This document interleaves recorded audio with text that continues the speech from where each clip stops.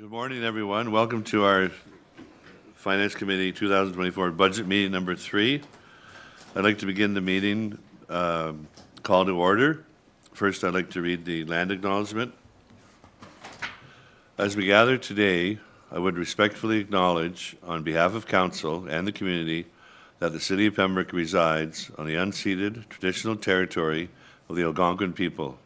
We thank the generations of people who have taken care of this land for thousands of years.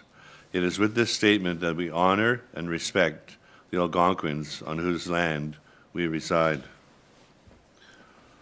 I'd just like to review the agenda for the day before we proceed. 10:30, we'll take a break. 12 o'clock till 1 is lunch break. 2 to 2:15 is break number 2. Meeting adjournment at 3 p.m. I would like to call on our treasurer, Ms. Lodgety, to outline the meeting agenda and call on our first guest. Good morning, everybody. So our first presenter today is Karthi Rajmani, presenting the library budget and the 2023 results. Come on, come on down.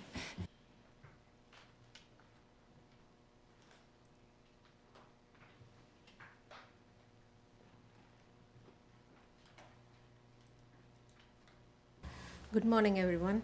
Thank you for giving me the opportunity to come and present the library budget. Before we go into the budget, I like to highlight 2023's library achievements.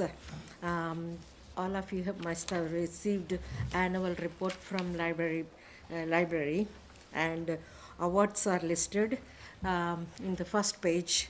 After we prepared this report, we received another award. I didn't have time to include that award. We received Ministry of Tourism, Culture and Sports Innovation Award for our Multicultural Festivals Multilicious program.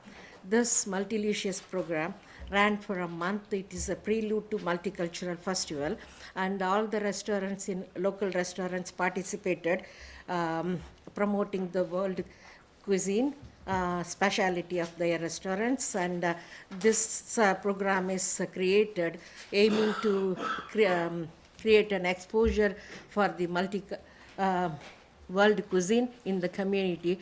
Through that, educating people, different cultural background, and to create an environment for everybody to welcome the newcomers in the community.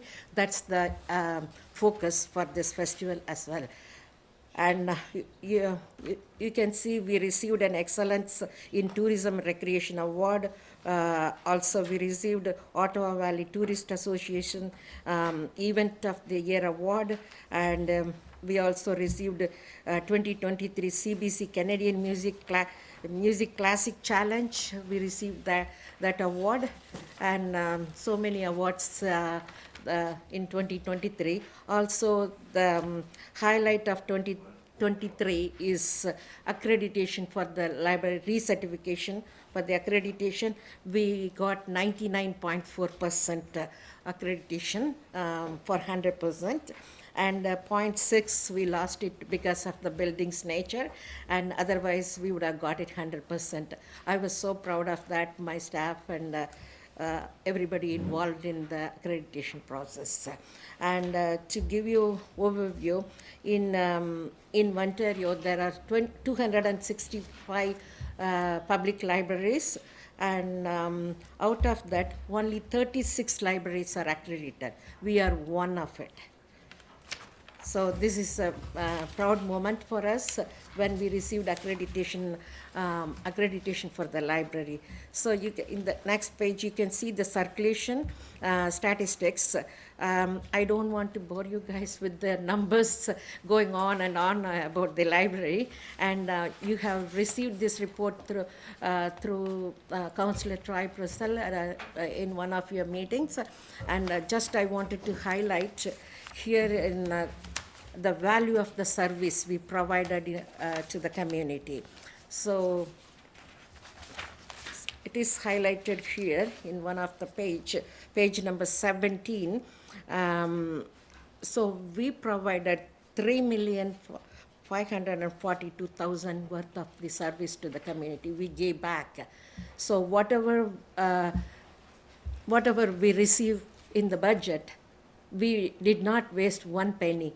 We gave back to the community many times in many folds.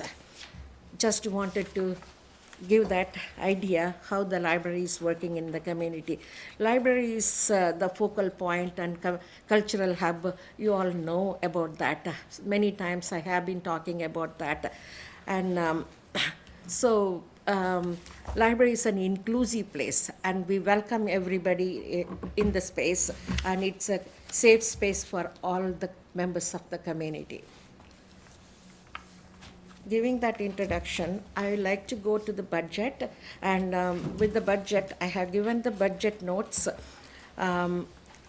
explaining what lines are, budget lines are for what purpose we have included, and looking at the budget for administration and salaries, we did not have any increase for that, and the summer career program, not much of the increase. Part-time salaries, yes, we do have an increase because of the OMS pension plan for all the members, all the staff members we have to provide at this.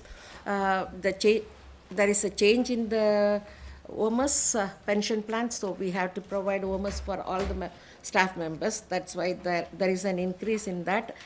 And we also like to eliminate the fines for the books and late fees and things like that. This is due to free access to information, and also we want everybody to come to the library and use the library, use the resources. In this Renfrew County, most of the libraries have eliminated their late fees, and we also like to follow that path. And also we are the one of the accredited library in Renfrew County, and also we wanted to give back to our community, and we wanted to be accessible for all the members of the community. That's why I am requesting the council to approve the elimination of the late fees, because that helps a lot of people to come to the library, use the resources.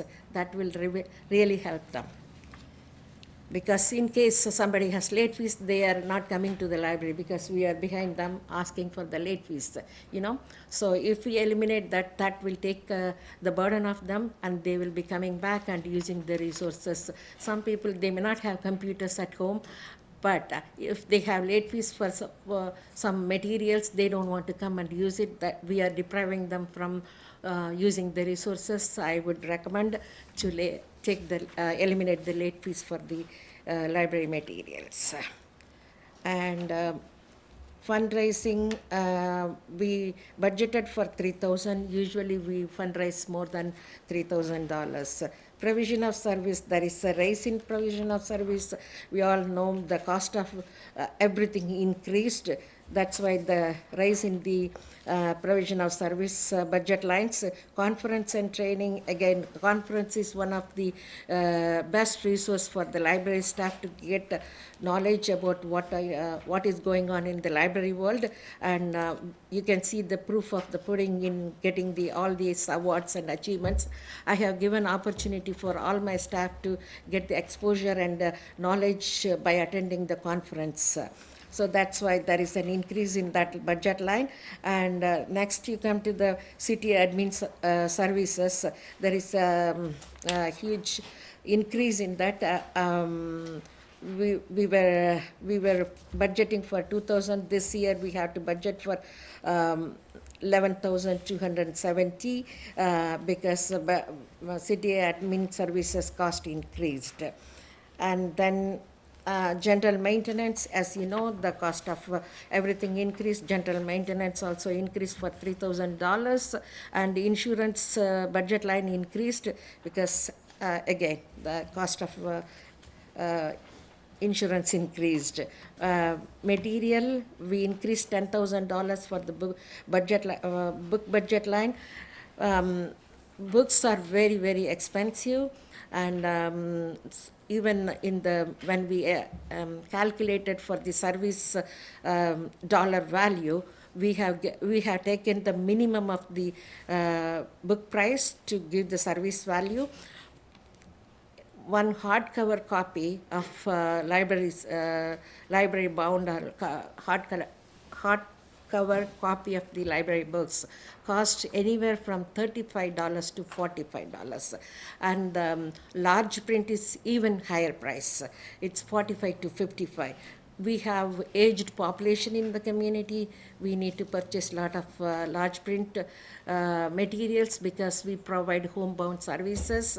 So that's the reason I increased the book budget for $10,000.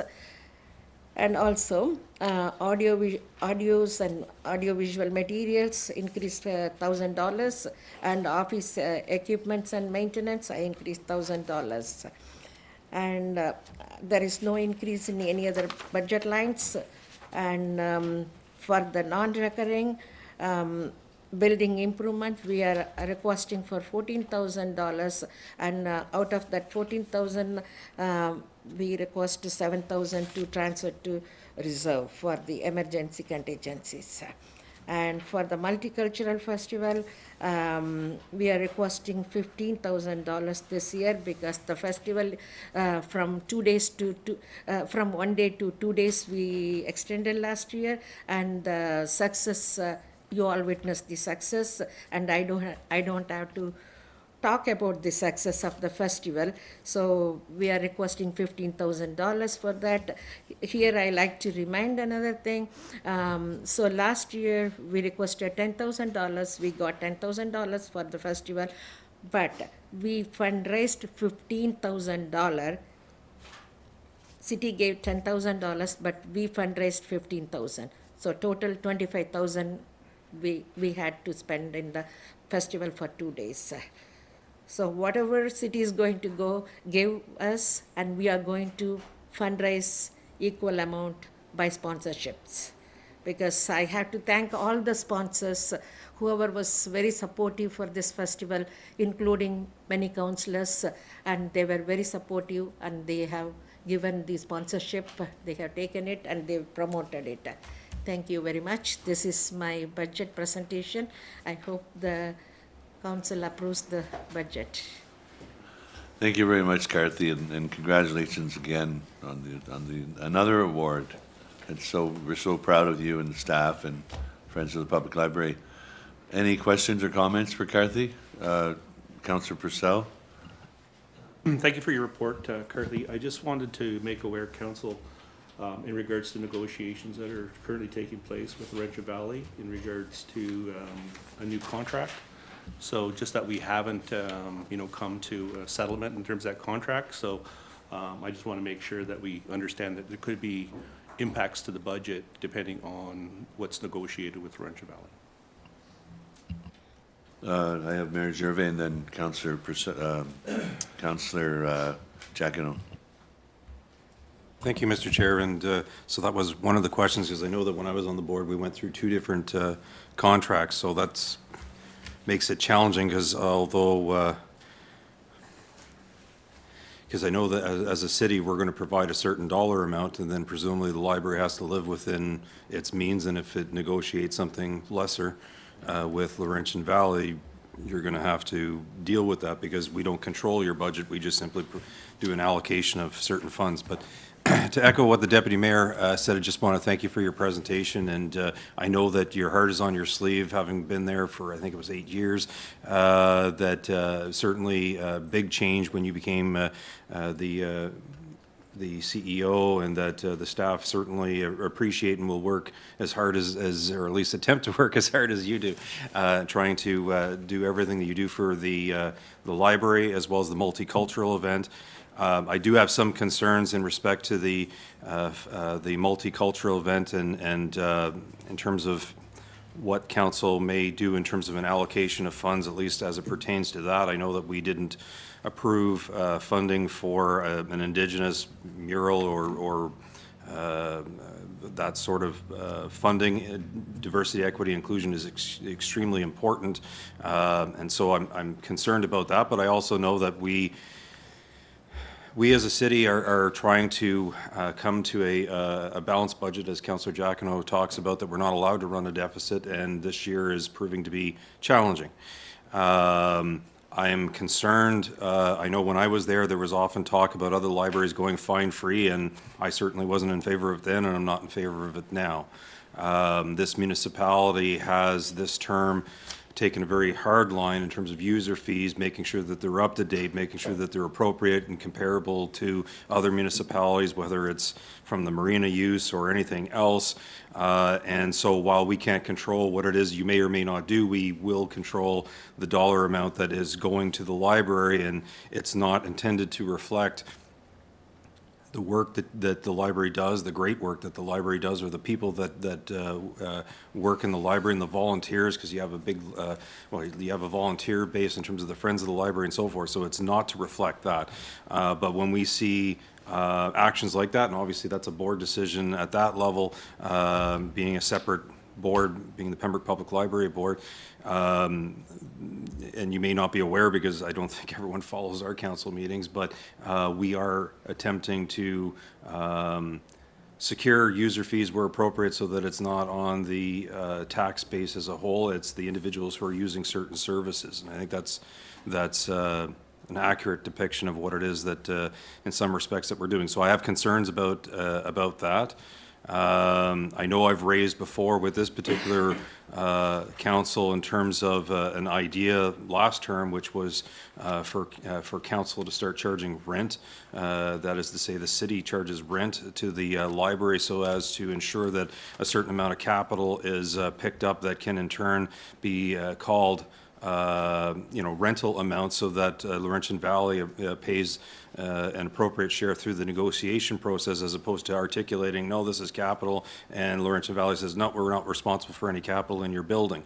That's hard to take. I know you've done a lot of work on the Capitol. I remember going there years ago and that the hardwood floors were faded and worn and so forth, and now things have come, a complete circle, new furnace, number of new assets to the Capitol facility, and we know that across the city we're now focusing in on Capitol and as it pertains to our facilities. So I throw that one out as well.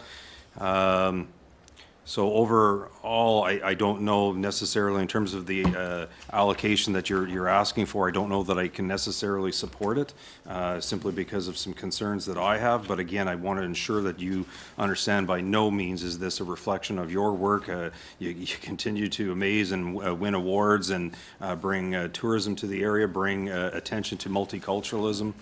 So I just wanted to make those comments so that you understood, and so that that will go back to your board, that it's no slight against the board if this council makes a decision that is lesser than the funds being sought. Thank you, Mr. Chair. Councillor Giacono, and then Councillor Lafreniere. Thank you, Mr. Chair. Carthy, thank you for your leadership at the library. Leadership trickles downhill. If things are great at the top, things are great at the bottom too. So it's obvious from the pamphlet you provided for us of the ongoing efforts that the library is making to forward within the community. One in particular had the opportunity to see I Am a Pizza, and I showed it to my wife. I had to watch it 2 or 3 times because it was really a reflection of what our community is about. It was the enthusiasm of the children and the spontaneity, and that talks a lot about where you live. So if children are happy in a community, the odds are that the general structure of the community is happy too. So congratulations on that particular award and your others as well. I wanted to ask you a question though. It was a CBC program, I believe, the award. Yeah. So the instruments that are going to be used, what type are they, and how are you going to move forward with that $1,000? Oh, $1,000? For the new musical instruments, it said. So we will be purchasing some through the whatever award money we got. We'll be purchasing the musical instrument for the kids to use it, Okay. and we'll lend it out to them too.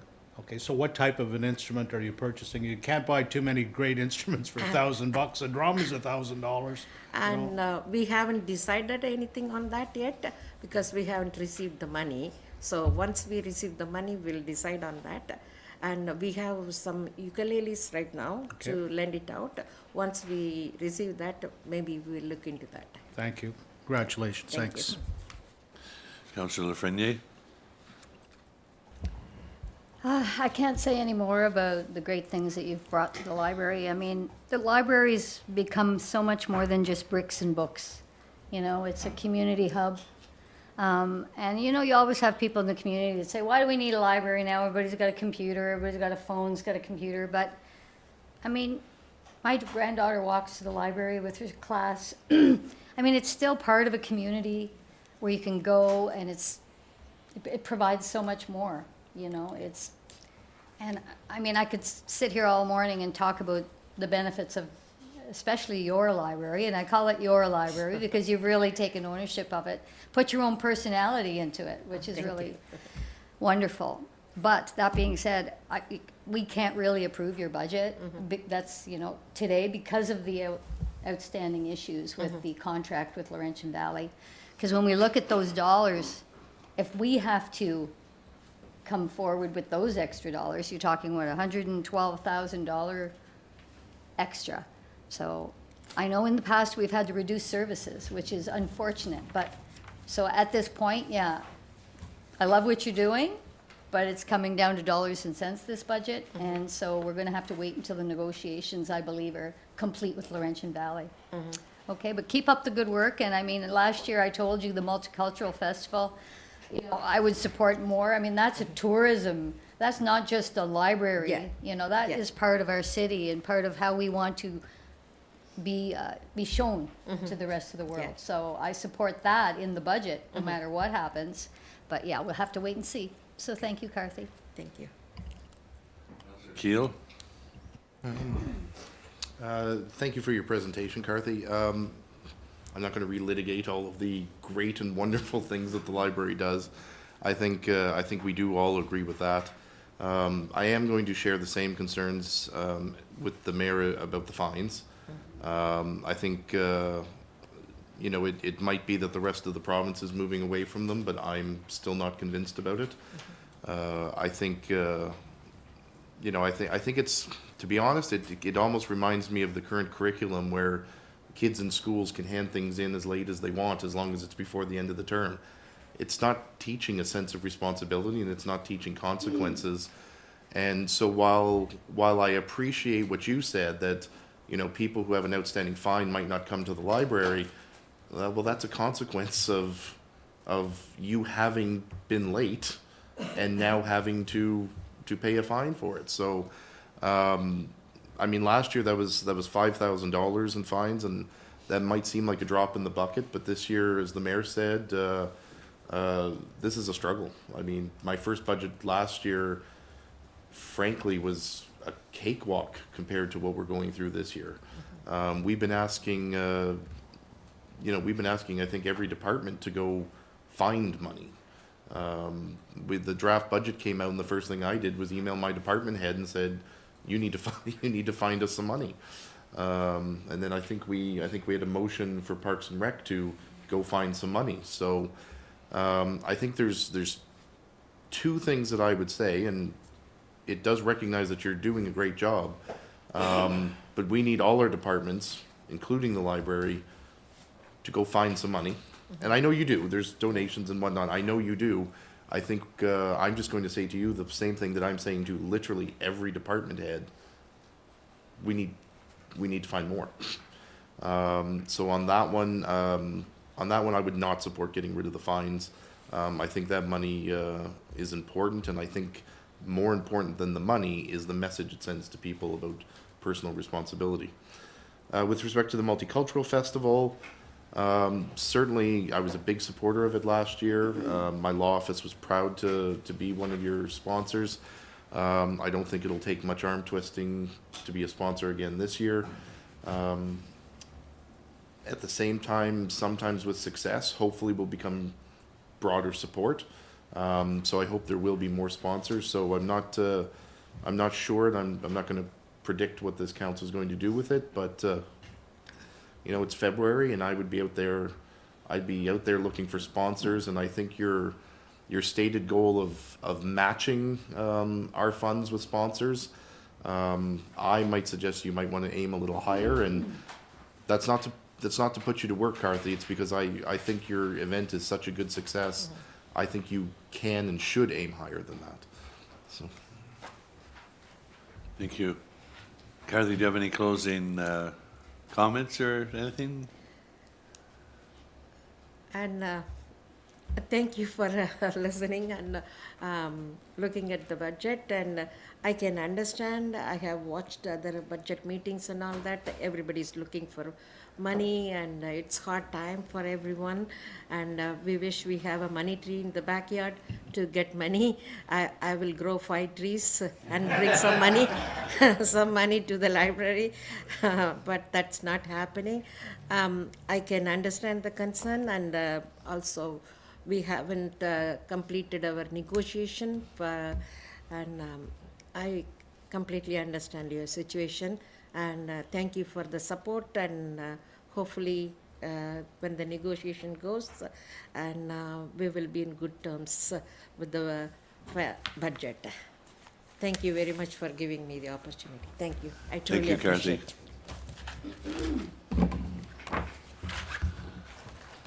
So I'll hand it over back to Madam Treasurer to introduce our next guest. So our next speaker is Bethia Summers from the PBIA to discuss their 2024 budget and strategic plan. Welcome, Bethia. Good to see you. Thanks for having me today. So I'll just start off by saying, just doing a quick highlights of, not all highlights, but just kind of what's been happening downtown in what happened in 2023, and some of the reasons behind some of our costing in the budget. The budget was approved by our board in, I guess, September, before we submitted it to the city. So we had a slow growth. Well, we had no growth in the downtown, unfortunately, in 2023. We did have 3 businesses open up, but some of them moved out, some of them retired. So we started 2023 with a 5.1% vacancy rate, and we unfortunately ended with a 5.9% vacancy rate for commercial properties. It was, we are still below the provincial and national average for commercial vacancy rates. There's places, bigger cities that are seeing 18 and 20% vacancy rate, but it's just a bad economy. So everyone, I think, is, thinking twice before they're opening a business.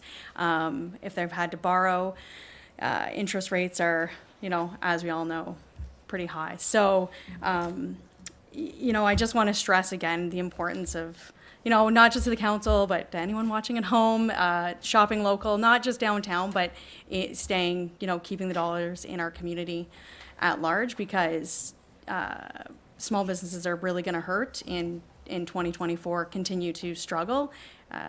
Anyone who got a CEBA loan is having to pay it back if they haven't already, and some businesses have reported anywhere from $600 to $2,000 CEBA payments monthly. So it's pretty substantial, but I know that with community support that these businesses will push on, and they will work their hardest to stay open. So that's just my quick shop local plug. And other than that, we had a lot of successful events and initiatives that we ran in 2023.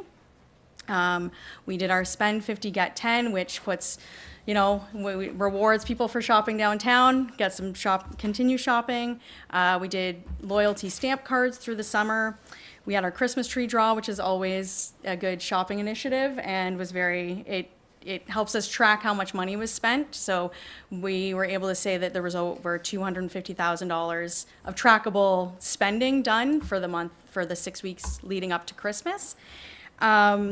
And our beautifications, we expanded our banners, specifically our veteran banners. We had a few more added, and we're full now. We had at the end of the season, we had people request, so now all the poles that we can put the banners on will be full, and that includes us spilling out of downtown as well. We kind of took some of the newer banners that go up past the post office and past the gas station. So thanks for letting us borrow those extra poles that are out of downtown. And then the community art walk was extremely successful.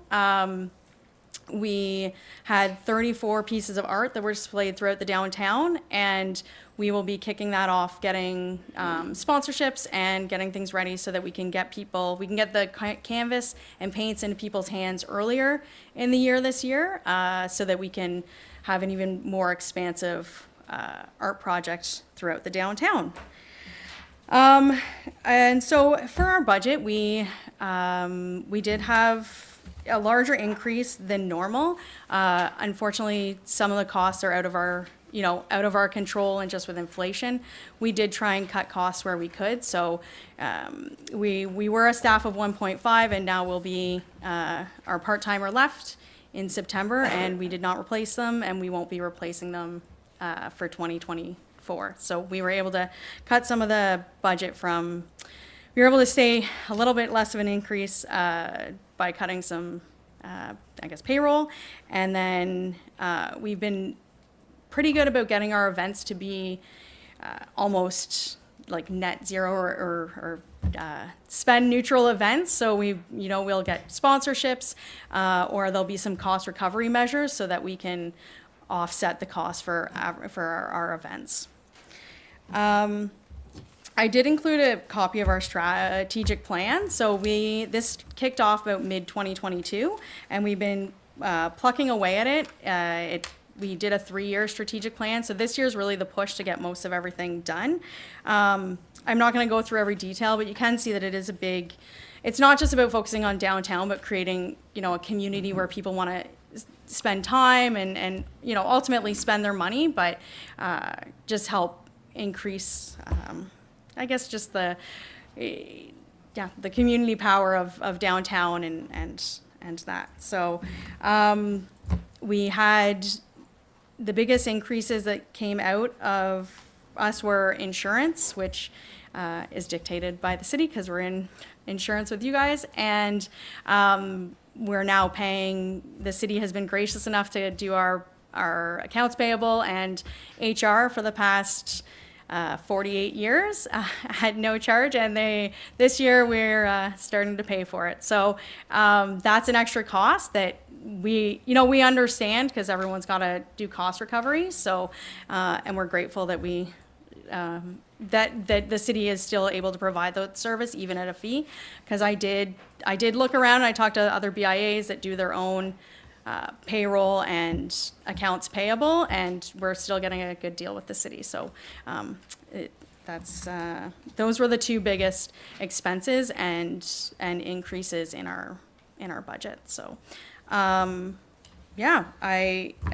here if you have any questions. I would like to say, I know that a lot of the councillors and even staff do frequent different downtown spots, but I'm always up for giving guided tours of downtown. So and just as, maybe there's a gem downtown that you haven't noticed before, or, talking to the business owners, and I'm always happy to provide that if there's ever any questions, so.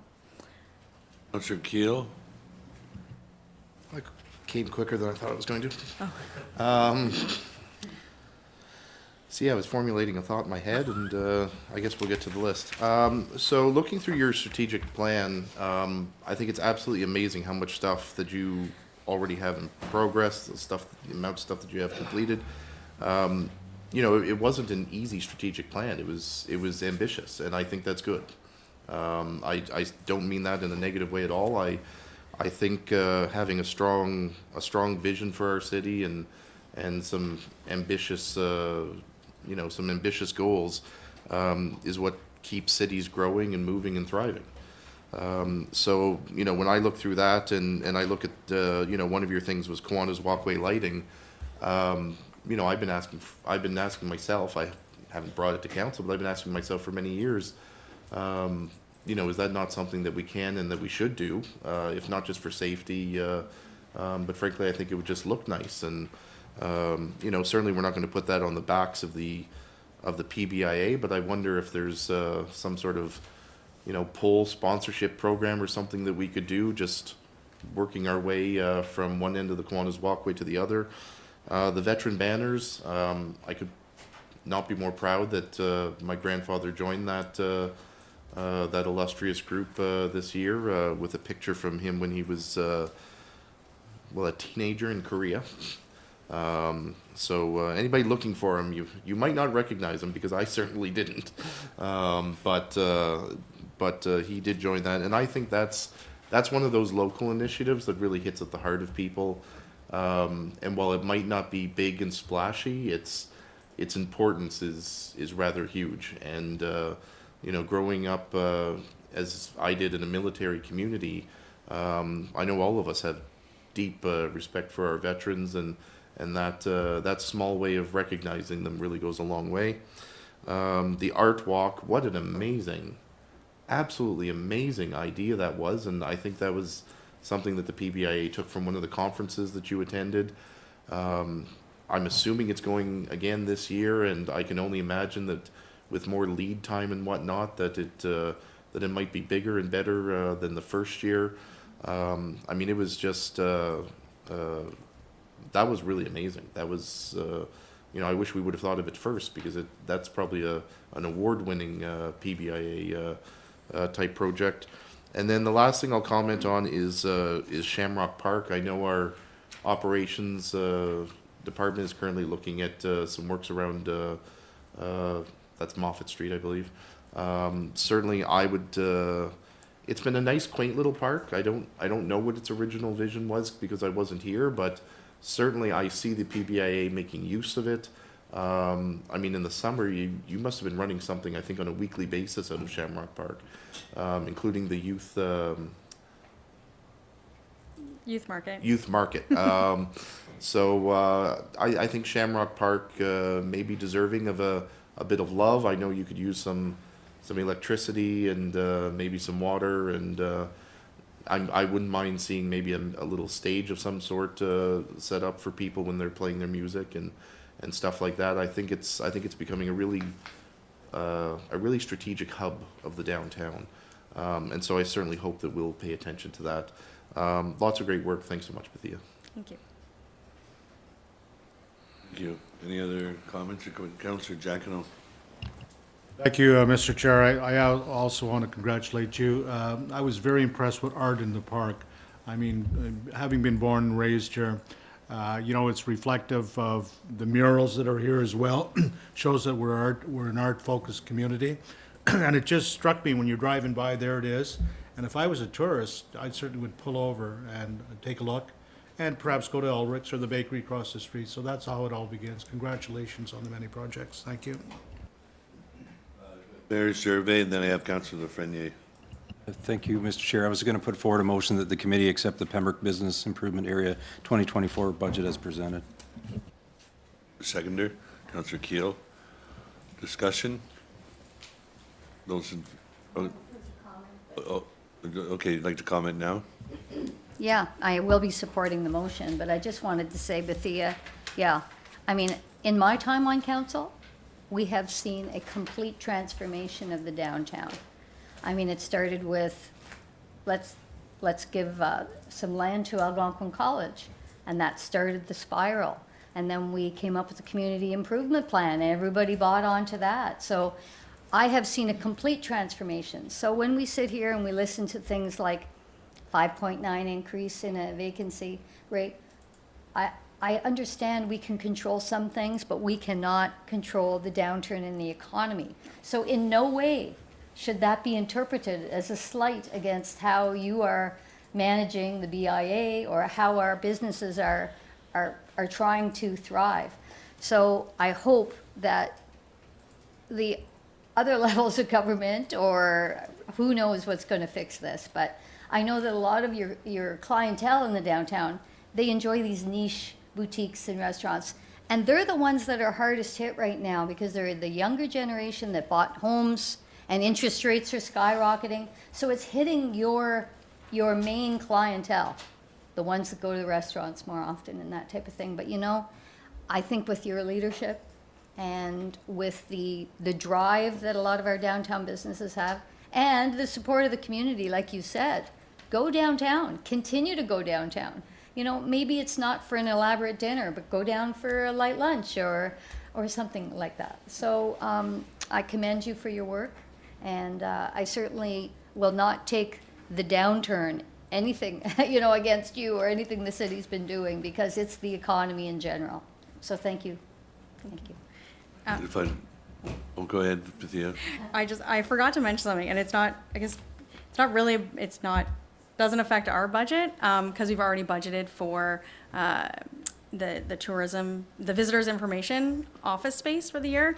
But I wanted to ask if the council would consider cost sharing of that office space. I know you guys did it for the last 3 months of 2023, but either for 6 or 12 months in 2024. For 6 months, it would be 1,350, and for 12 months, it'd be 2,700. The office has been being used by the BRE coordinator, working out of, and I think the hope is that we'll be having some Pembroke merchandise to sell in there as well for cost recovery. So just, I know dollars are tight, and you know, we've budgeted for it, but I just wanted to, so like the PBIA budget has already budgeted for the full amount, but if we would welcome any any contribution that you guys wanted to put towards it. I don't know if I brought it in at the wrong spot. Yeah, Okay. that's coming up later today, right? I understand. Okay. If I could, before we vote on the motion, if I could speak for the chair, I have the pleasure of sitting on the PBA board for the second year. And, you know, the strategic plan is fantastic, as Councillor Keel alluded to. But one of the highlights that we did was a clear downtown parking strategy. We extended the hour lots down here. And then we also made agreement with the city to hopefully get the lighting improved at the Cogeco underpass for safety for that parking lot. Also, your partnerships are excellent. You know, the Halloween event is it's a huge event for the children of the communities. Also, the farmers market partnership you have, and also the Soup Fest, and everything is fantastic. And then on behalf of the mayor and I, it was great to see the partnership developed with the Community Watch Program. You know, we have a zone from Mary Street all the way down to the waterfront now, and that's excellent. So continued growth and excitement going on downtown, so thank you very much. So we have a motion on the floor to accept the budget of the PBA. Those in favor? Carried. Thank you. Thank you, Bethia.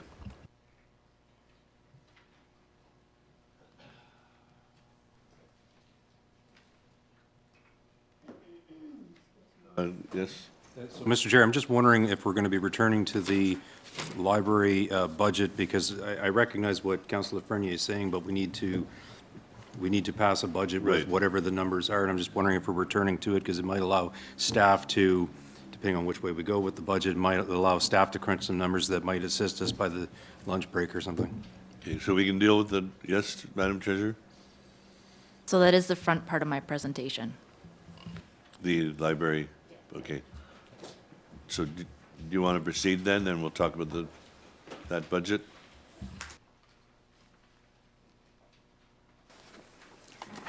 Okay, so good morning again. So, as we know, we deliberated over 2 days the draft budget on January 4th and 5th and held a public meeting on January 15th. So today is the final day of deliberations, and we look to formally adopt the 2024 budget at the second meeting of council in February, on February 20th. So if we look at the Pembroke Public Library budget, the CEO of the library did review her budget, which is on page 105 of the detailed package. The city's share of those costs are on page 9 of our package. So in total, the library is requesting $576,769 of an operating contribution, a capital contribution of $14,000, and a contribution to the Multicultural Festival of $15,000. So overall, this impact to the city for the budget proposed is $605,769. So that's almost a $34,000 increase over 2023, or 5.9%. As was discussed, the library is currently negotiating their user agreement with the Township of Laurentian Valley, and they have estimated a 2024 contribution of $250,000, which would be an increase over 2023. The 2023 value was $137,958. So the concept of library rent was raised by our mayor. So staff have looked into that a little more, just given, I guess, the complications over who pays for capital. So one way around that is for the city to just charge rent and then, do the repairs to the building, sort of using that funding that we would recover from rent. So an independent appraisal was done of the facility by Rivington, and they recommended monthly rent, assuming a fully net arrangement with the library, where the tenant pays utilities, repairs, and maintenance, as well as snow and yard maintenance, of $9 a square foot, which would represent a monthly rent of $9,609, or a total of $115,308 a year. Looking at how the costs are, the contributions between the two municipalities are split, at least in the Pembroke library budget, it looks like a 70-30 split.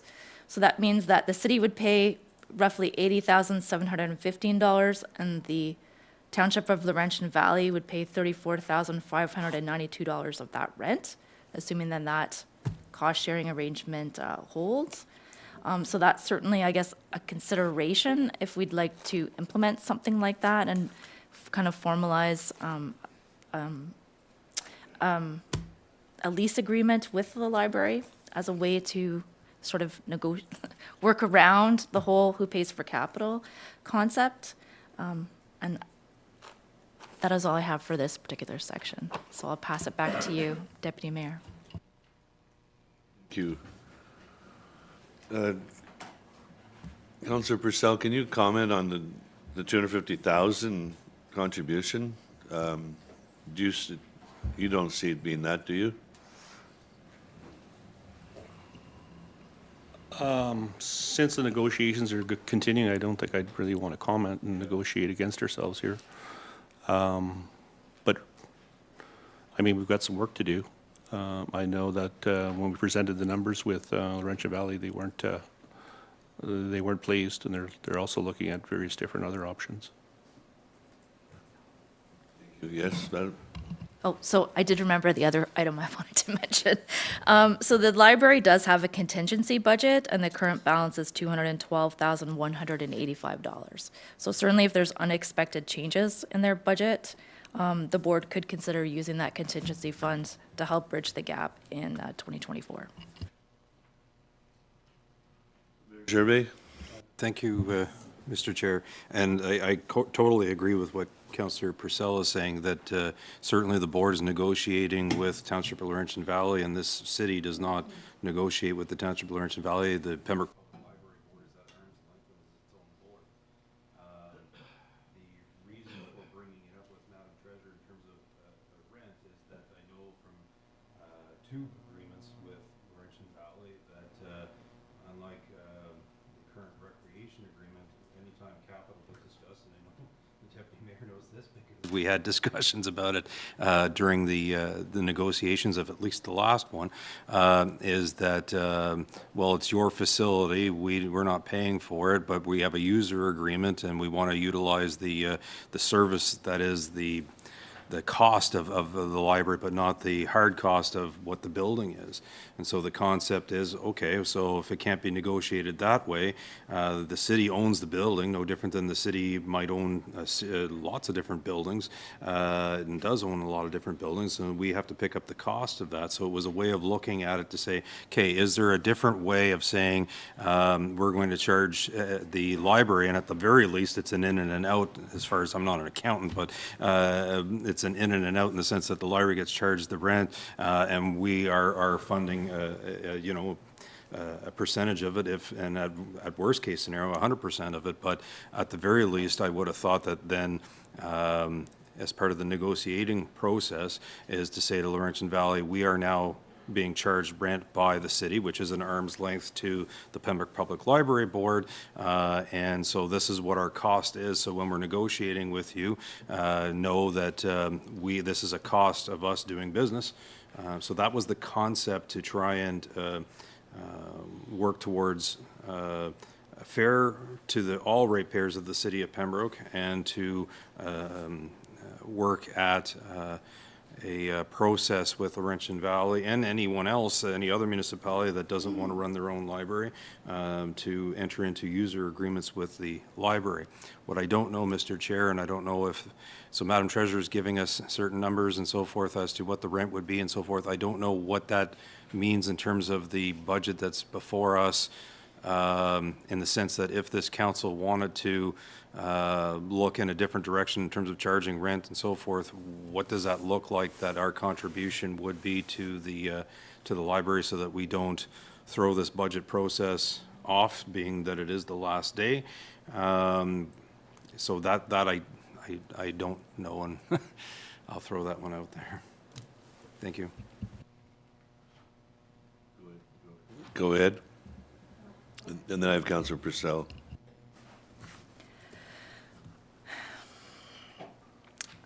So I guess from a budgetary point of view, we could propose it, but not include necessarily any revenues from Laurentian Valley until negotiations are finalized, but we could include an in and an out, assuming that we're going to charge the library rent and recover revenues, but then have to increase our contribution to them. So we could do something like that for this year, and then, you know, start including that as part of the negotiations. Councillor Purcell? I would agree. I think it's an opportunity for us to identify the costs in terms of the capital costs and utilizing our facilities. I know that we've had some discussions with the Laurentian Valley in regards to capital, and they've been very adamant that $0 goes towards capital, and just the operations would be considered based on the user numbers. So I do think it's a good opportunity to kind of at least identify the costs associated with the renting of the facility, and then include that in our negotiations going forward with Laurentian Valley. Councillor Keel and then Councillor Lafreniere. Well, if Laurentian Valley doesn't want to pay for capital, maybe we should put a wicket outside that they can just walk up to and request things from there. My only concern with this is right now, if Laurentian Valley, if they're not even interested in paying the amount that we're looking at in the budget, are we really going to be much further ahead? I don't want to say we're pulling a fast one, but it's pretty apparent what we're doing. We're saying, well, we're just going to charge this so that you're now paying this instead of capital. Like, you know, I don't want to get into the negotiations, but if they're negotiating a hard number, I'm just not sure that it matters where it's coming from or how we're presenting it. I don't know if, you know, putting lipstick on a pig is going to get us much farther in the negotiation. So I'm just wondering if we're spending time debating something right now that won't actually affect negotiations. So maybe that's a question for Councillor Purcell. If they're negotiating percentages or something, or if they're just negotiating hard numbers, that would have a difference to what we're talking about. I hear where you're coming from, Councillor Keel. I think, you know, if it doesn't help in this negotiations, it will help in future negotiations. So, you know, right now they're looking at a hard number. Even when we bring up utilization rates, it doesn't seem to be aligned with even the utilization that's going on. So, like I said, we continue to have those discussions. I think there's a real interest in Laurentian Valley just to wait until the city of Pembroke approves this budget for various reasons. We know why, right? So I think, what we need to do is kind of, put this in place so that we have an in and out. And then for future negotiations, we can also cost in terms of the additional cost in terms of the facility. Thank you, Councillor Present. Okay. The Madam Treasurer, then Councillor Frenier will speak. So I guess just to, because, I've only talked verbally about the numbers, what I can do is, it's too late for this next one, but for the February 20th meeting, I could do a report that has, some of the base numbers and sort of formalizes it a bit more. So I can include it in the budget, but I'll also do a report on the concept of a lease with the library itself, just so, it's a little more official than just a verbal conversation. Thank you. Councillor Frenier? So I know in our partnership with the waste site, the waste management, we pay a host municipality fee, and we also share capital. Like, we are equal partners, but we also pay a fee, Laurentian Valley, as the host of the facility. So I agree with that being set up. I am only in favor of supporting the budget with the contribution we've always given with that little increase. I'm not in favor of covering the additional $112,000 that is the increase, I believe, to Laurentian Valley. So I think that we need to approve our own contribution at this point and let's see where the dust settles. If Laurentian Valley can't come up with that money, then I don't think it's up to us. I think then it has to be, Laurentian Valley has to realize that either it would be the board, obviously the library, not my decision, to decide what types of changes are going to be, maybe in their user fees or something of that nature to recover those extra fees. But it should not be the residents of the city of Pembroke. So that is my opinion, and that we approve the amount that we are budgeting and stick with that, and then let the other parties work it out. Mayor Gervais? Thank you, and I appreciate all the conversation about it.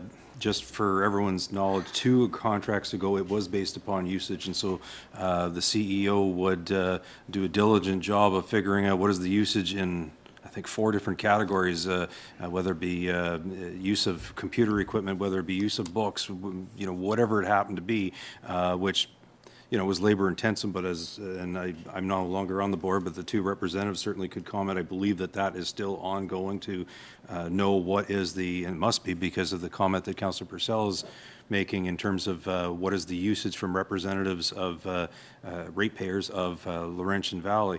I think I understand with what Councillor Frenier is saying, that the city of Pembroke is willing to contribute a certain dollar amount. And I know a number of years ago when I was on the board, this council made a decision, you're getting X number of dollars. And I remember attending the next board meeting saying, you cut our budget.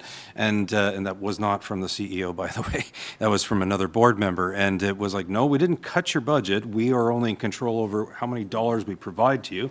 And what you choose to do with them is your business, whether you lay off staff, whether you don't purchase as many books, that's entirely up to you. That's not within our jurisdiction. We didn't do that, but we have a budget to maintain for all ratepayers, and so we provide a certain dollar amount, and that's what we did. And so then you have to, live within it.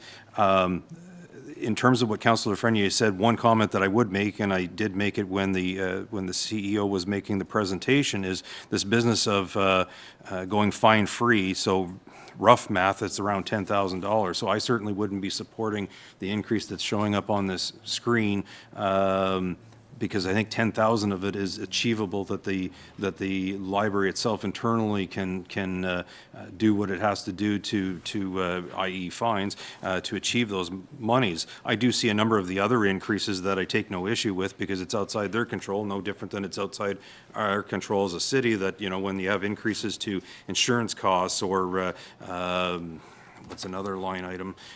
You know, that the city is doing an accounting practice, which makes sense to me, is that Madam Treasurer is trying to have each, not trying to put words in her mouth, but each department is picking up their appropriate costs, and so the costs are being passed on to there, but at the end of the day, we're funneling certain funds to pay for our share of it, but it's so that each department is paying what they're actually paying, or what they should be paying, whether it be computer usage or whatever it happens to be, in this case, accounting costs and so forth. So I have no issue with, we're going to give what we're going to give, but I'm saying that I'm not in support of the additional $10,000 on that, but I'm still a little unclear, maybe it's just hazy Friday morning here. In terms of what I wouldn't want to see is that this opportunity goes by, that we're not going to institute, and I don't know if it requires a motion or something, but to institute a different process wherein there is a lease entered into between the city and the Pembroke Public Library Board, such that that there is rent being charged. Understanding that, yes, then the city is going to provide a certain dollar amount, and it may be that Laurentian Valley or others may or may not want to take on that service from that arm's length institution being the Pembroke Public Library Board. But whether it's this, it's timely because they're negotiating right now, and so whether it's this one or the next one or what have you, but a different process, and it seems to be Madam Treasurer has been doing this in a lot of different, not putting words in her mouth, but in different departments, trying to make actual costs in the different departments, this is what it is. And so as I come back to, in my mind, not a treasure, but it's either at the very least an in and an out, or a better case. And I understand what Councillor Keogh is saying. Are we putting lipstick on the pig? But at the end of the day, if different municipalities, and I'm not talking, you know, rude or whatever about other municipalities, but if other municipalities wish to use a service of the city of Pembroke, the appropriate amount needs to be paid by that other municipality, because they don't have that particular service, but they're piggybacking on what we have, and so the appropriate amount needs to be charged. And you know, you make a good point, Councillor Frenier, in terms of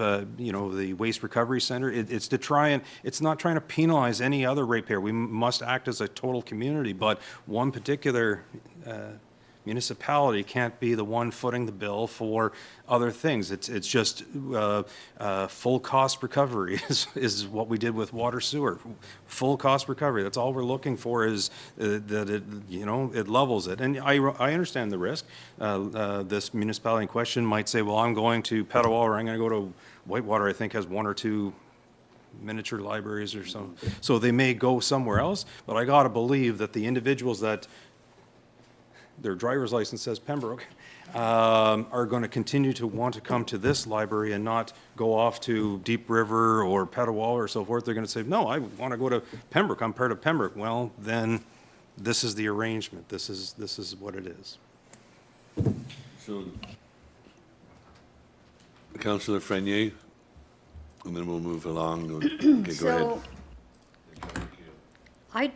I do not understand the psychology of asking us to constantly count widgets, if you know what I'm saying. It's like, well, we need statistics on exactly how many. Well, you know, any agreement we're in as a city with the county, I don't see county staff counting widgets, because they're assessment-based shared costing. And it's a simple calculation. If it's based on assessment, we all pay our equal amount. And that's how it is with social services with the county, paramedics, housing. The only one that's a little different is the homes for aged, where, you know, residents have to live in the city for 2 years before they're on our purse strings, basically. But everything is assessment-based. We do not say to the county, well, you know what, I think less people in Pembroke now are using the ambulance because, you know, they'll take a cab to the hospital or whatever. We don't sit and say that to the county and then get them to call the hospital and say, well, how many residents actually, you know, or the paramedics, how many people in Pembroke actually use the ambulance? We don't ask that, because it's a fair agreement to be based on assessment. So I just get tired of it all the time. Oh, can we have stats? Can we have stats? Every time we ask for an increase, it's, can we have stats? You know, I think it's time that we brought that assessment-based agreement. And everybody can be proud of the contributions they're making to the services they use. You know, I mean, my intentions are not to make individuals that live in the outside municipalities shamed or anything. I'm not trying to shame anyone. I'm just saying that this is the way that communities progress and work together and feel proud of the community. Whether you live in Laurentian Valley or Pembroke, I'm proud of the entire region. And I think we all need to realize that. And so at those negotiations, maybe the assessment base is the way to go. And if people can't pay their share of the assessment, yeah, well then maybe they do need to look for their services elsewhere. And, you know, we had to call that hard line a few years back with recreation. But, you know, they realized it's not easy for anyone to say, I need to pay more. But if it's fair, it's fair. Keel. I would move that we decrease line 47 on page 106 by $5,000. I understand the mayor was mentioning $10,000 in the fines, but I'm looking at the actuals, which my rough math says 5,000. I would further decrease the extra $5,000 for the multicultural festival, line 152 on page 108. But I will be happy to work with Carthy in trying to cover that hole with sponsors. So Carthy, we could chat about that. And I would further in this motion instruct the treasurer to add the rent at the amount from the appraisal. Second. Okay, we have a motion on the floor. Discussion? No discussion. Call the question. Those in favor? Carried.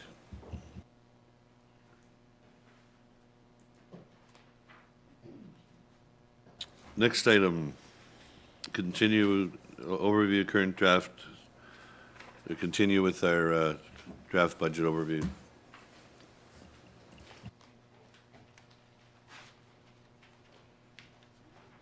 So just to summarize the PBIA,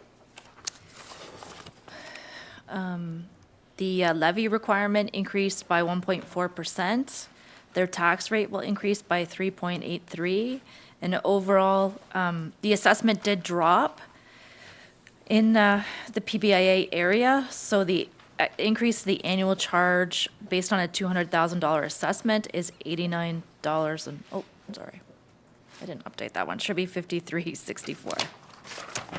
Thanks. Okay, so day 3 update. So we've already approved their budget. Okay. So, bit of bad news. The County of Renfrew has passed their 2024 budget, and their revised budget over the original estimate is an additional $399,483. So that's an extra, so at the end of day 2, we were at 5.92%. If we add this additional increase to the budget, that's an additional levy increase of 1.73. Following our public meeting, there was certainly a lot of interest in repairing the pool and reopening the facility while we look at other options. So adding the repair back in terms of additional capital cost is $156,866. Reopening the pool, estimating a mid-August opening, is an additional operating cost of $102,180. It was proposed by the Director of Operations that the FCM Milestone 3 contract line could be deferred to 2025, so that's a $40,000 savings. And in addition, the PBIA has requested a cost sharing of the Visitor Information Center, so if I add that in for consideration, that brings us to a levy increase of 8.62%. So I did speak to the County of Renfrew yesterday, so we will talk about their increases in the next couple slides. But I will say that one of their measures to help decrease, I think, their own portion of of the increased costs is they're using their cannabis reserve to help offset the increased costs to homelessness and addiction services, because that's one of the reasons why their budget is increasing. So this would be a one-time kind of use, but the city does have similar funding on our side.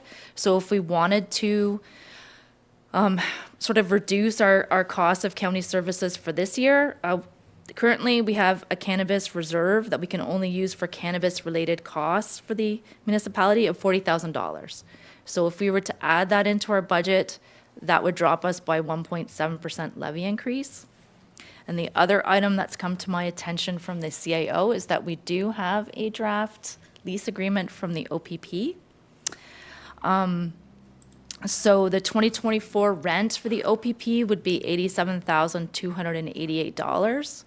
So that funding should really go to capital, so that could help offset the Kinsman Pool repair. So we had increased the budget for $156,866. So we could, if we sort of apply that two pieces of funding together, that would drop us by 0.38%. So if I include that with the library, that brings us down to 8.02% levy increase.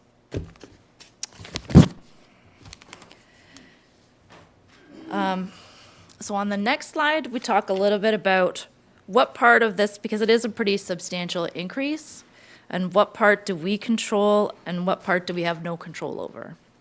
So before considering these changes that we could consider, the part of our budget that we don't control is related to shared services. So this is the county, plus the OPP, plus the health unit, plus MPAC fees. So overall, out of the 8.62, 4.77% is not controlled by the city. The part that's controlled by the city is roughly an $888,000 increase or a 3.85% levy increase. Certainly, I'm concerned about the gap that we have in our capital funding because inflation has been significant over the past several years and we have not been increasing our contribution to capital projects. So if we were to consider closing this gap, that we should be likely adding another $200,000 contribution to capital, which would again increase our levy increase if we were to do that by roughly 0.9%. So we'll talk about that in a few minutes as a consideration. So I know one of the questions you have is how are we going to fund the pool repair? So this next slide breaks this down. And again, this doesn't include the consideration of the OPP rent going towards capital. So cost sharing, 25%, the direction from council was that the repair would only move forward if the city was to receive 25% from other sources, including municipalities and the general public. So in terms of the budget, that's $343,738. So staff today is working on posting our Canada Helps donation website onto the city website to help with sort of raising funds for that figure. And we have not heard yet, I believe, from other municipalities, but we are expecting to, I think, mid-February. Yep. So staff have proposed deferring some capital projects to help fund the Kinsman Pool repair. So staff have proposed to defer the Kinsman Park play structure of $70,000, the Riverside Park entry sign of $15,000, the Albert Street design of $130,000, the PACC floor replacement of $25,000, reducing the Kinsman Pool contingency from $50,000 to $25,000. So that's obviously a significant contribution from other projects towards the pool repair. That would leave a requirement of general capital reserve funding of $76,431, consideration of using the 2024 contribution to the recreation reserve of $76,583, with the balance funded through taxation revenues going towards capital projects. So there was already existing funding going towards the Kinsman Pool the last time we looked at this. But as I said, adding this back in, is 156,866,000 tax increase if we use these other reserved funding, which would also include taking the 255,000 that we typically put into the aquatic center reserve and moving that towards the repair this year. So in terms of the County of Renfrew shared services, oh, sorry, yep. And there's a question on the floor? Plummer. Can you just update us on the total reserve fund that's in the aquatic center at this point in time?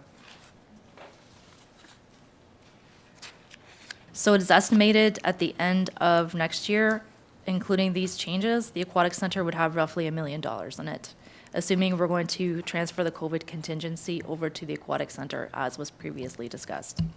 Thank you. Councillor Keel.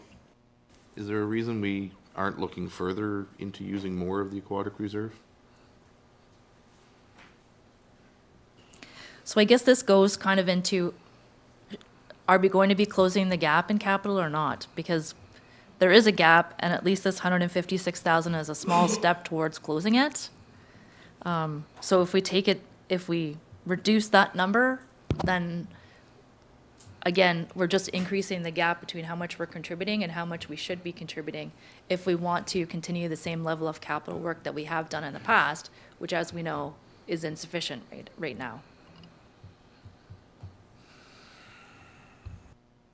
Councillor Jagado. At the public meeting that was held regarding the pool, there was a number of people quite enthusiastic about fundraising. Has anybody been in contact with the treasurer or the CAO in regards to what they would anticipate to raise to offset costs to help with the pool? Yeah, so through you, the chair. So nothing's been formalized yet. I've had several discussions with the group.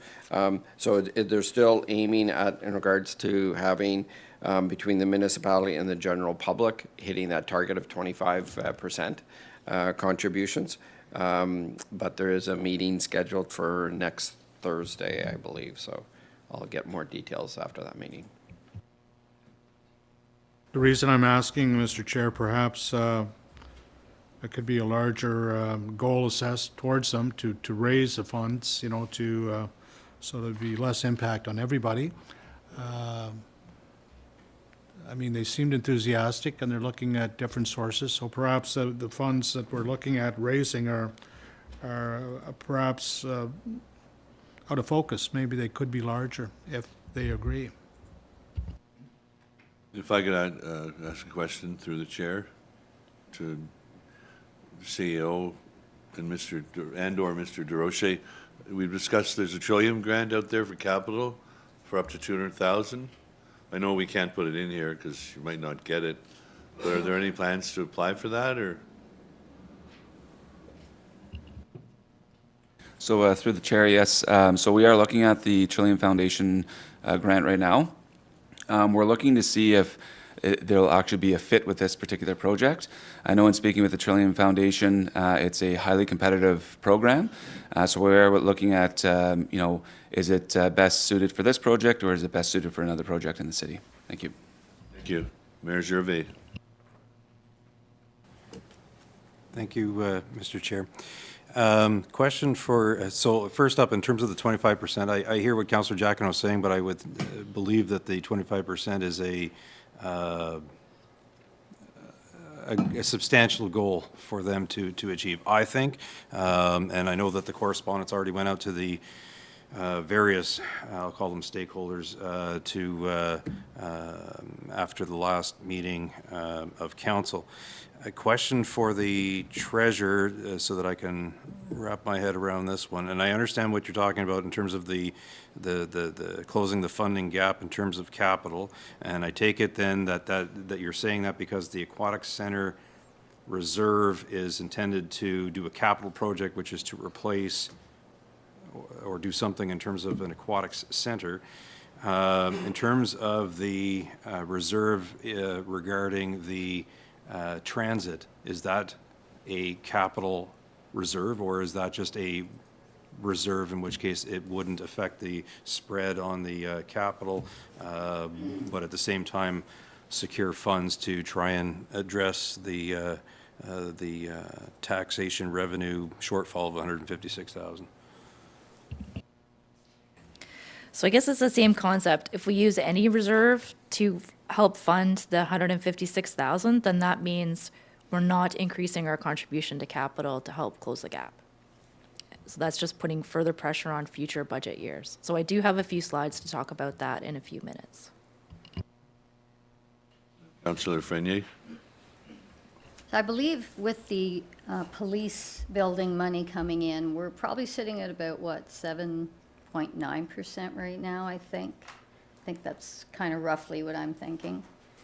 You know, we talked, and we went into quite a conversation at one of the last budget meetings about kicking the can down the road and how past councils have done that. And that's maybe why we're sitting here, maybe not. We don't want to kick the can down the road anymore. And like, I know this is a hefty tax increase we're looking at. But if it's not this year, it's going to be next year. And it's not going to go away. So I hear what the treasurer is saying. It's like I'm in a quandary here. I don't like raising taxes either. I'm a ratepayer too. And, you know, I have children paying taxes, and it goes on and on. It's not that I'm not empathetic to that, but our increases are real. And when we look at the county increase alone, that's huge. And we can't control that, just like we can't control education taxes. So I don't think, you know, at first I was listening to Councillor Keel, and I thought, well, we have $1 million sitting there. Let's just take 250 out. Make sure we keep enough for the dehumidification system that has to go in, which is, I think, over 600,000. So just keep enough for that and take that. But again, are we nickel and diming ourselves back into the same situation next year? So personally, I think if we can come in at 8% this year, I think we're going to be doing darn good. And darn's not the word I want to use right now. But like, I'm hearing staff, and I'm hearing the criticisms of the past sins. And I don't want to make that sin again. So I'm thinking we need to just say, sorry guys, but this is the reality as it is this year. Because if you want us to continue having pools and libraries and all kinds of things, well, someone has to pay. Gervais, then Councillor Plummer. Well, Councillor Friend, you have me smiling because now I'm thinking about former Councillor O'Neill and the sins of our forefathers. There's certain things that you remember for the rest of your life.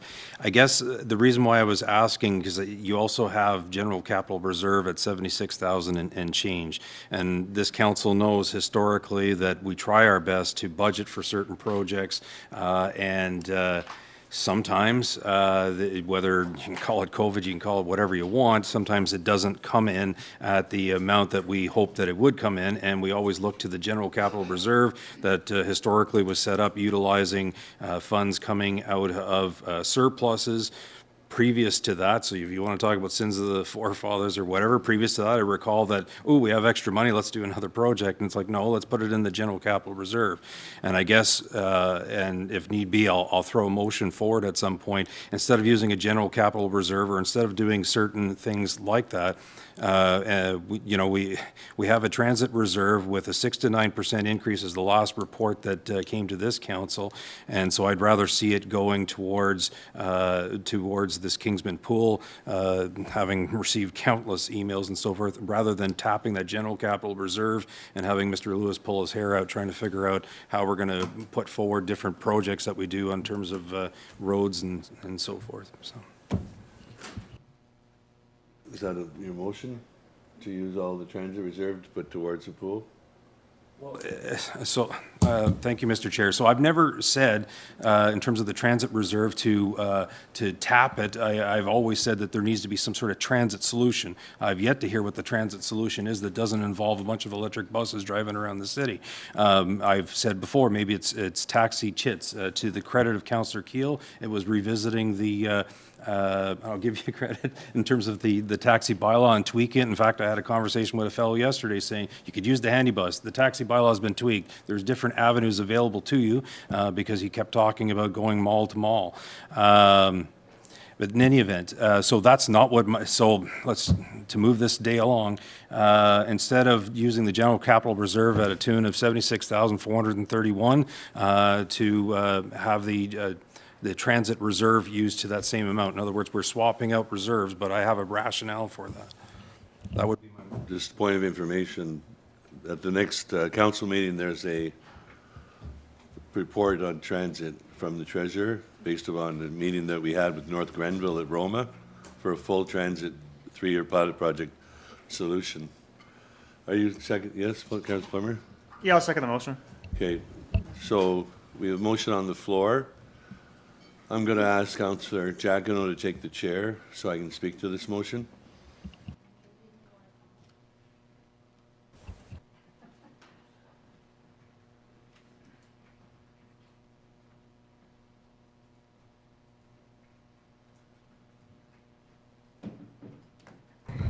Councillor Abdallah, go ahead.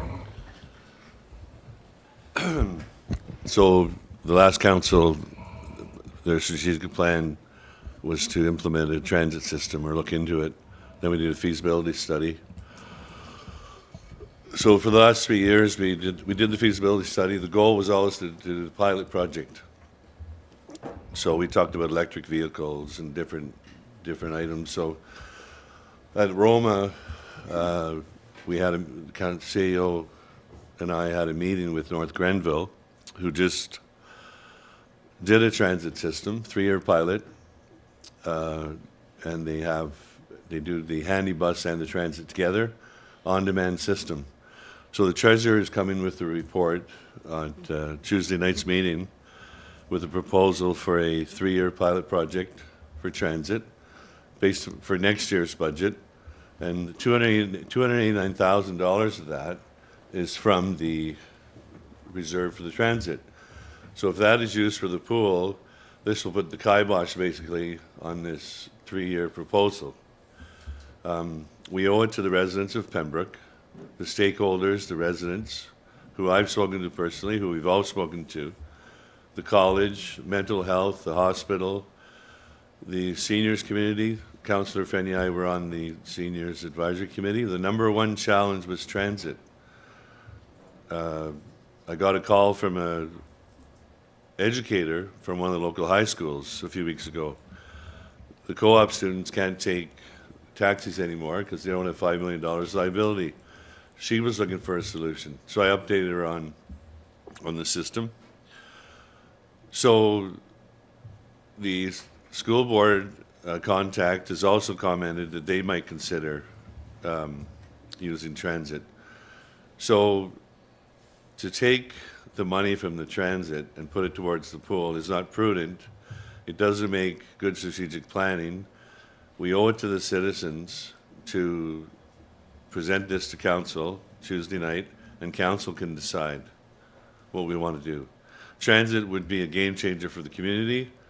You do the pilot project for 3 years, and if it doesn't work out, you say, okay, we tried it, it didn't work, and the tax increase that's coming forward is over 3 years, 3.14%, which is very modest. And you have a 3-year pilot project for transit. It would cost $7.77 a month for the 3 years increase for the residents. So this is a solution. I had a proposal for a modified route through the downtown up to the hospital to the mall and back, but that was based on $289,000 budget. Advertising, business sponsorships can also drive down the cost of a pilot project. So we're here today talking about transit. We want to throw it in the pool. We have other options that we can throw into the pool. We can take another $100,000 from the pool reserve to put into that. There's other items in the budget that will be coming up this afternoon for discussion, but we should not be throwing transit under the bus, per se, and put all that money into the pool. There's other ways we can serve the pool and still have a proposal for council to decide Tuesday night if they want to proceed or not with transit. We've been working on this for so long, we need to carry it forward. Thank you. Thank Councillor Abdallah. Further, do you want to retake the chair, sir?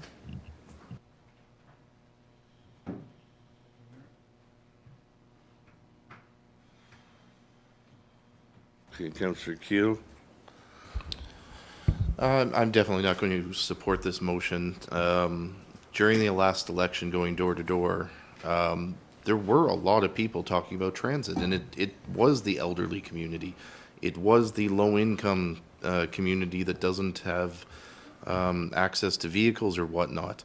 The school busing situation has only, I mean, it's fallen off a cliff since the last election. I can only imagine what I would be hearing going door to door now about trying to get kids to school and whatnot. We've put this money aside because I do believe that there's a desire out there to explore a transit solution.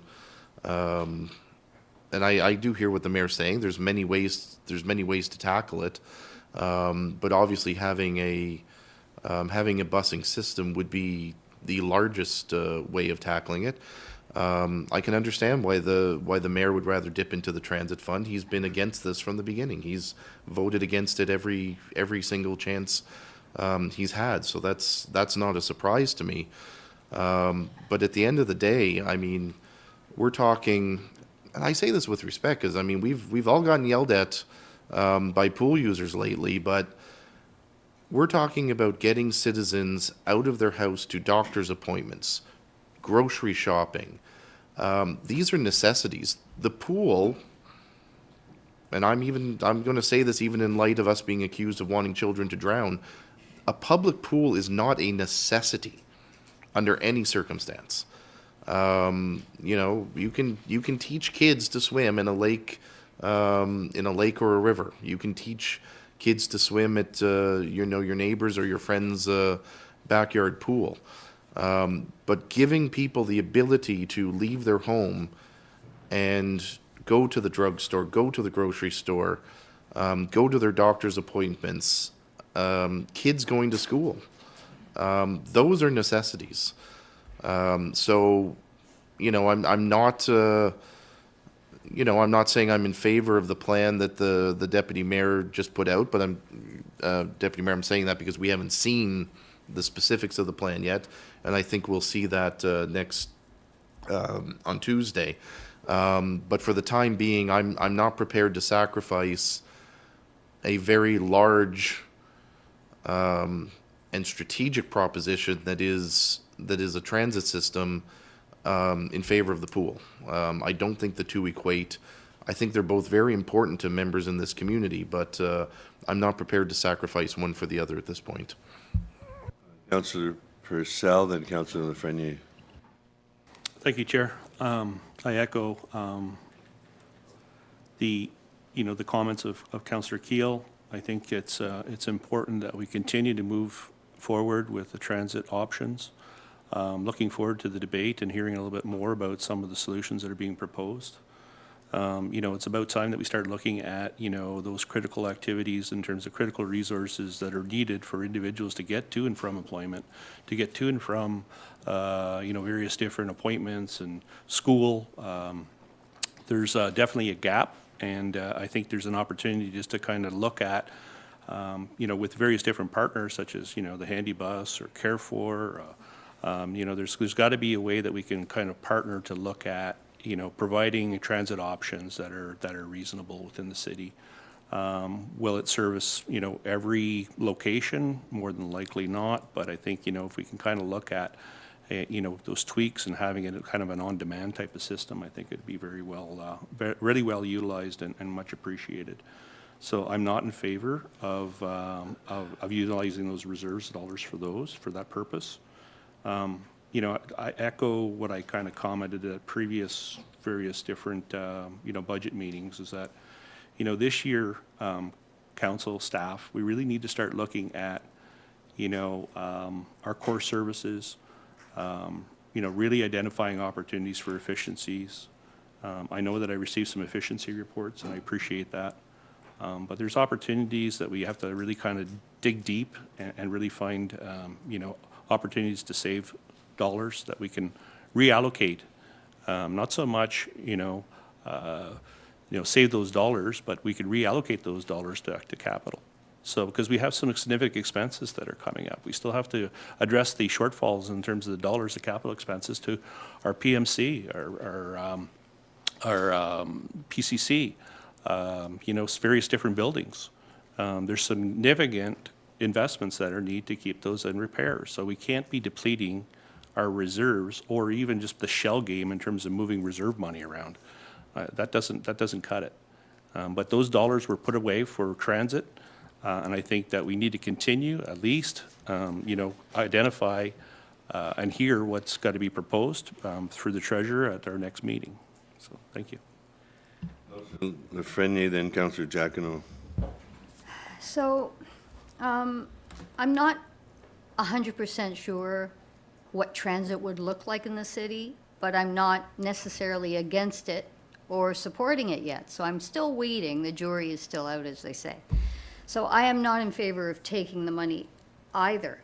And my one statement in regards to transit is, if we have a beautiful pool, how are people going to get to the pool unless they live within walking distance or they have a car? So, we're not just that, we provide a lot of services and our program delivery, like some of the programs we run, chair yoga and different things, people can't get to it. And I heard someone say, this community doesn't care about our seniors anymore. And we are a majority of over 50, I believe, in this community. I mean, I still drive, no problem. But there's a lot of individuals, either lower income, that don't have a vehicle, that do need it. So that's why I'm keeping that open, depending on what comes in. I don't know that I'm supporting electric after the situation Edmonton's in now with 3-year-old buses having big issues for keeping them batteries warm or whatever it is. But I guess what I'm saying again, it's not easy. This budget's not easy. So why are we again talking about taking money? I think what we have is what we have. And I hear Councillor Purcell about core services, but I really think our city is running very efficiently right now, unless we start cutting things like the chair yoga and the services that our citizens love. We can't do that. So we have to bite the bullet here, guys. It's not an easy thing to do, to approve a budget like this, but we can't keep cutting things, because I really have sat around here a long time. Yeah, we used to have fat in our budgets. We did. We don't have any fat anymore. And we know our staff are overworked, a lot of them. We can't ask them to spread it any thinner, or else there's no peanut butter left on the bread, now you're eating margarine and toast. There's no peanut butter, there's no fat. So bite the bullet. I think we need to fix the pool, yeah. We hopefully are going to get that 300 and some thousand, so we're not sitting here in a month saying, oh my God, now we're short that other, because, we can't do it anymore. So I think we're as far as we can go almost with this budget, unless we start to cut. And I'm not even in favor of cutting the play structure from Kinsman, because again, that structure needs to be replaced. And the only reason I'm going to support it is because this year that might be a construction zone anyway. So as long as that doesn't get pulled next year, I think we need to, people want to live in this community. It's a great community, so let's not strip them of everything.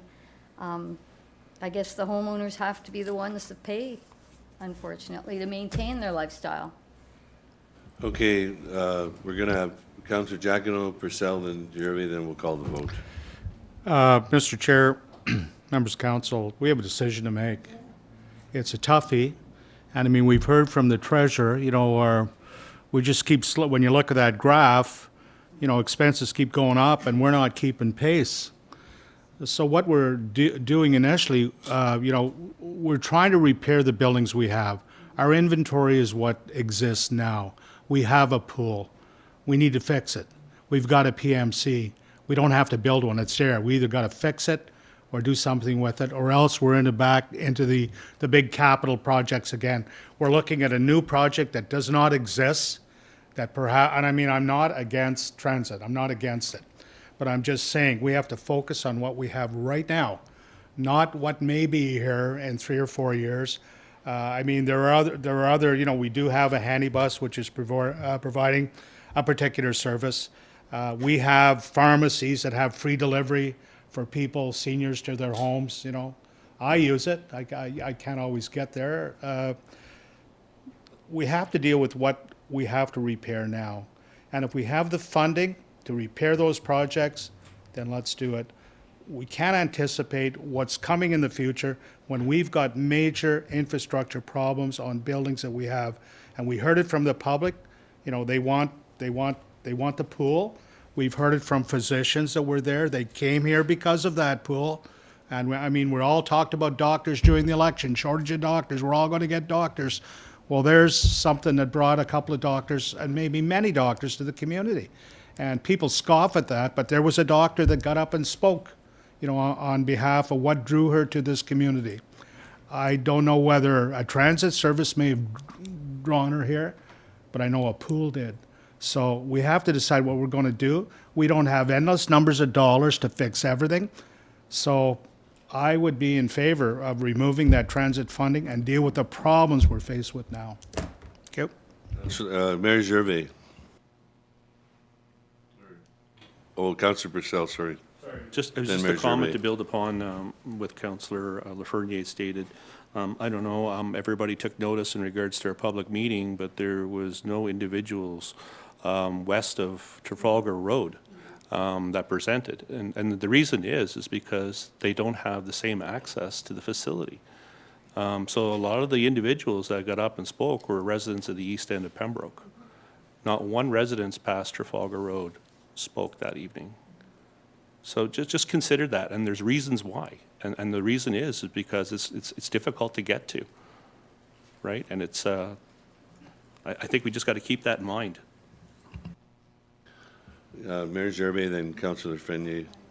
Thank you, Mr. Chair. Just basically 2 points. So first, to address, in terms of individuals speaking to other councillors about, their concerns and wanting transit, and every time I get an email, I certainly circulate it to all members of council, because sometimes they only email it to me, but countless emails of individuals saying the opposite, saying things like, maybe for some that can afford it, but for most of us, not that lucky. I'm sure it is not for brownie points, and they're basically saying non-practical ideas and so forth. Like, there's individuals in our community that, and I've started off this budget session saying that are struggling, it builds upon what Councillor Giacono was saying, is so there's things that we currently have and we're struggling to keep them in place, and now you want to bring in a different system. So that's the first point. The second point, the reason why I brought forward the motion, and I agree, it's untimely, but if you look at the history of this particular thing, this has gone on, this transit review, for years. But most notably, recently, was Parks and Rec looked at this on October 17th, 2023, and it got tabled. Then November 21st, it got postponed. Then, as I understand it was supposed to come forward January 16th. It didn't happen. I even considered bringing a notice of motion to try and do that, to try and push it forward. And now, conveniently, it's going to be after our budget is addressed that we're going to see whatever this most recent proposal is. I take exception and concern about that, because it's, we're going to talk about transit, but it's going to be after the timing of it, I just take exception to. So if there's a reason why, and I don't take issue with what Councillor Keel is saying in terms of, the mayor has been against this. The mayor is not against transit solutions. I'm against a number of electric buses, knowing some of the issues, knowing what the handy bus goes through. And when you keep getting emails saying, what are you guys doing? What are you spinning your tires about transit for, as opposed to other issues? That's why I brought forward the motion. So. Councillor Frenier. The most vulnerable people in our community often don't have a voice and wouldn't think to contact us, but they just will sit in their homes and won't have a way to get to the pool, to take their kids swimming, that type of thing. So although I agree, I've been contacted, and a lot of people I talk to say, we don't need a bus, but they have 2 cars in their driveway. I'm lucky enough I have 2, and I have a summer vehicle. I was one of those children that lived with a single mom in Toronto, single working mom, in a 1-bedroom apartment, 3 kids and my mom. And luckily, we had the TTC, the Toronto. If not, I would have sat on my balcony all summer. But I had, Toronto, I had the streetcar, I could go down the Yonge Street, I could go to Center Island. I was lucky, I lived in a metropolis, lucky. Our children don't have that, if they're lucky, they'll go down to Riverside Park, and that's great. I'm not slighting Riverside Park, is wonderful. But we're spending a lot of money on facilities that maybe some of these children may never go to unless they go with their school. And only the schools that are close to the pool go. There's no busing now by the schools to go to the pool. So I guess I'm just kind of thinking of my own childhood and how fortunate my own grandchildren are that all their parents have cars. So for the silent part of our population that isn't going to call Councillor Keel or Councillor Abdallah and say, we want transit, I'm going to say that I think I'm not sold yet, but let's put the money, leave it money there. Let's make a decision later, and if we decide not to, that money's not going anywhere. We can slip it into reserve. Like staff is always saying, it's not going to go to waste. We can still put it towards something to be fixed, so that those individuals that saying we don't want transit, well, you know what? We're going to make an educated decision, but that money is there, and if not, yeah, we will put it towards fixing something. So it's not that we're going to blow the money, It's just going to sit there. But like for the child that's still in me and remembers those hard times, yeah, I think we need to at least understand and walk a day in their shoes. So you want to say one more, and then I'll speak, then we'll vote. I'm going to echo Councillor Lafreniere's comments in the strongest of ways. I think at this point, I was quite happy at the last meeting when we started talking about how we need to have reserves. We need to start spending on capital or whatnot. But I'm going to, and I'm not entirely sure what he meant, but I'm going to, I think, slightly disagree with Councillor Giacono. I'm not entirely sure, but his comment that we need to focus on what we have. With all due respect, I disagree. We need to be working on the Pembroke that we want for the future, not putting Band-Aids on what's breaking down and not just trying to keep the lights on. If this is going to be a council where we're just trying to plug holes and keep the lights on, I gotta be honest with you. Why would I stay here? That's not that to me is not what elected officials are for. We do know what we have. Staff's job is to keep the lights on. Our job is to look forward and figure out what kind of Pembroke we want to have. And I don't think Councillor Giacono was meaning that he doesn't want to see growth and he doesn't want to see that. Councillor Giacono is the chair of planning and development, and I've been with many meetings where he's talking about the growth of housing and stuff like that. But nobody wants to go to a community, and I think we see it more in the U.S. Those old mining communities and those old things where, there's still people there, but it's a shell of its former self. The city of Pembroke, to me, is still great. But I don't think I'm going to lose any voters by saying I think we've lost some of our shine from decades ago. We're no longer the center shining point of Renfrew County. We have some work to do to get back to that stature. We're still the heart. There's no question. We're the economic heart of the community. We're not the population heart anymore. I guess Petawawa, I think, is slightly larger than us. But I think we need to have. We have to be able to take tough decisions, and I think that's what Councillor Lafreniere is saying. But I think we also have to have vision. We have to be looking today about the Pembroke that's going to be here 30 years from now. And I would be disappointed if we were 30 years from now still patching holes in the PMC and at that point, I guess, patching holes in the PACC and God help us if we're still patching holes at the current Kinsman pool building. so I mean, everyone around this table knows that this is a tough budget, and at the same time, Councillor Lafreniere, I think it was during the debate where she said, you know, people, if people want something, they need to pay for it, and you know, certainly we had a decision about Kinsman Pool, and then the public spoke out, and we heard them, and that's made our job a little harder, but I don't think it's changed the general trajectory of the city. They've just told us that that they do want something, and presumably they're going to pay for it. So I take them at their word, and I did put to them at that public meeting, you know, if you if you want us to go forward with the pool, that might mean things for recreation. That might mean not getting a brand new pool in the next couple years, and they were smart people in that room, and I think they understood it. So, you know, I don't want us to get lost just in this budget. I do want us to always be mindful about where the city's going. I'll speak from the chair, then we'll vote. Final words. As Councillor Lafreniere alluded to, not everyone emails.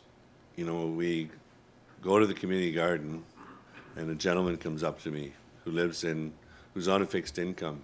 And this is 3 years ago. When are we getting a transit system? I'm spending $200 on taxis. I speak to Ontario Works Mental Health 2 years ago, and they said to me, we'd easily have 125 clients using the transit at, say, $85 a month for a pass. Algonquin College, they're going to be having close to 200 international students soon. That's another source of revenue. So the turning point was the Roma conference. Ironically, the treasurer saw an article about North Grenville. She texted the CEO. The CEO told her, well, we have a meeting with North Grenville. So we had an hour-long meeting. We got current data. We got current data on the costing for a 2 transit bus on-demand system for 3 years. It's very affordable, and it would be a game changer for Pembroke. But we can debate that on Tuesday night. We have a motion on the floor to take the 289,000 of the transit fund into the pool. Those in favor? 3, or no? Those opposed? Motion defeated. Okay, we're going to take a 15-minute break and come back at 11:10.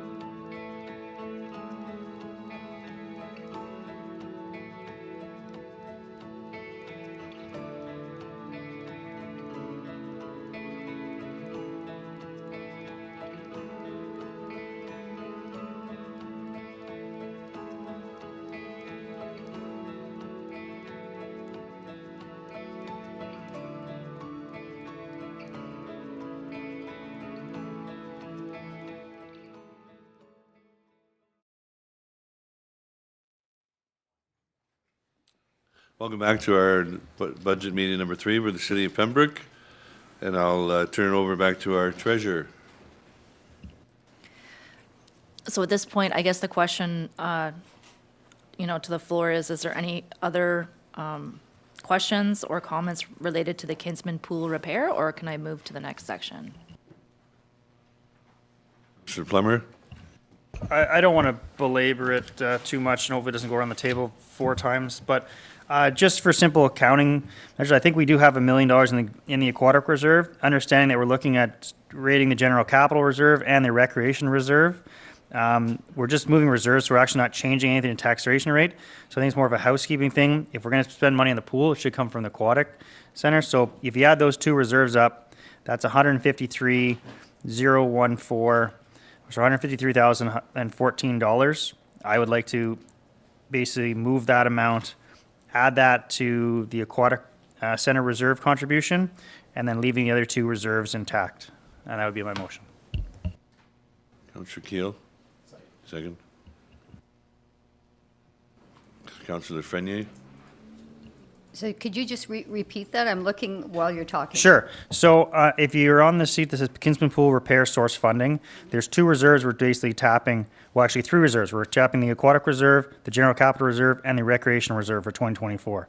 So I would be saying that we take the General Capital Reserve, which is $76,431, and the Recreation Reserve of $76,583. We add those together, we're $153,014. Add that to the Aquatic Reserve, and that would all be coming from the Aquatic Reserve, therefore leaving money in the General Capital Reserve as well as the Recreation Reserves for future projects that are unforeseen costs in 2024.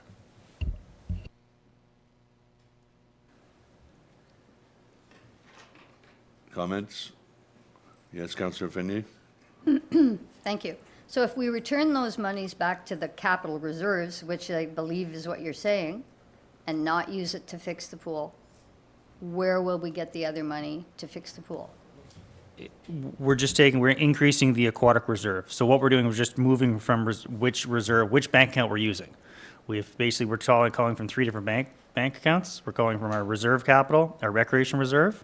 So those are being added to all coming out of the Aquatic Reserve. So we're actually not changing any taxation rate. It's just what we're doing, just the purpose of this is to say we may have future costs. Well, let's leave it in the general capital and let's leave it in the recreation reserve. Okay, so it's just in and out, and yeah, it's not changing anything really. No. Okay, thank you. Okay, motion on the floor. Those in favor? Carried.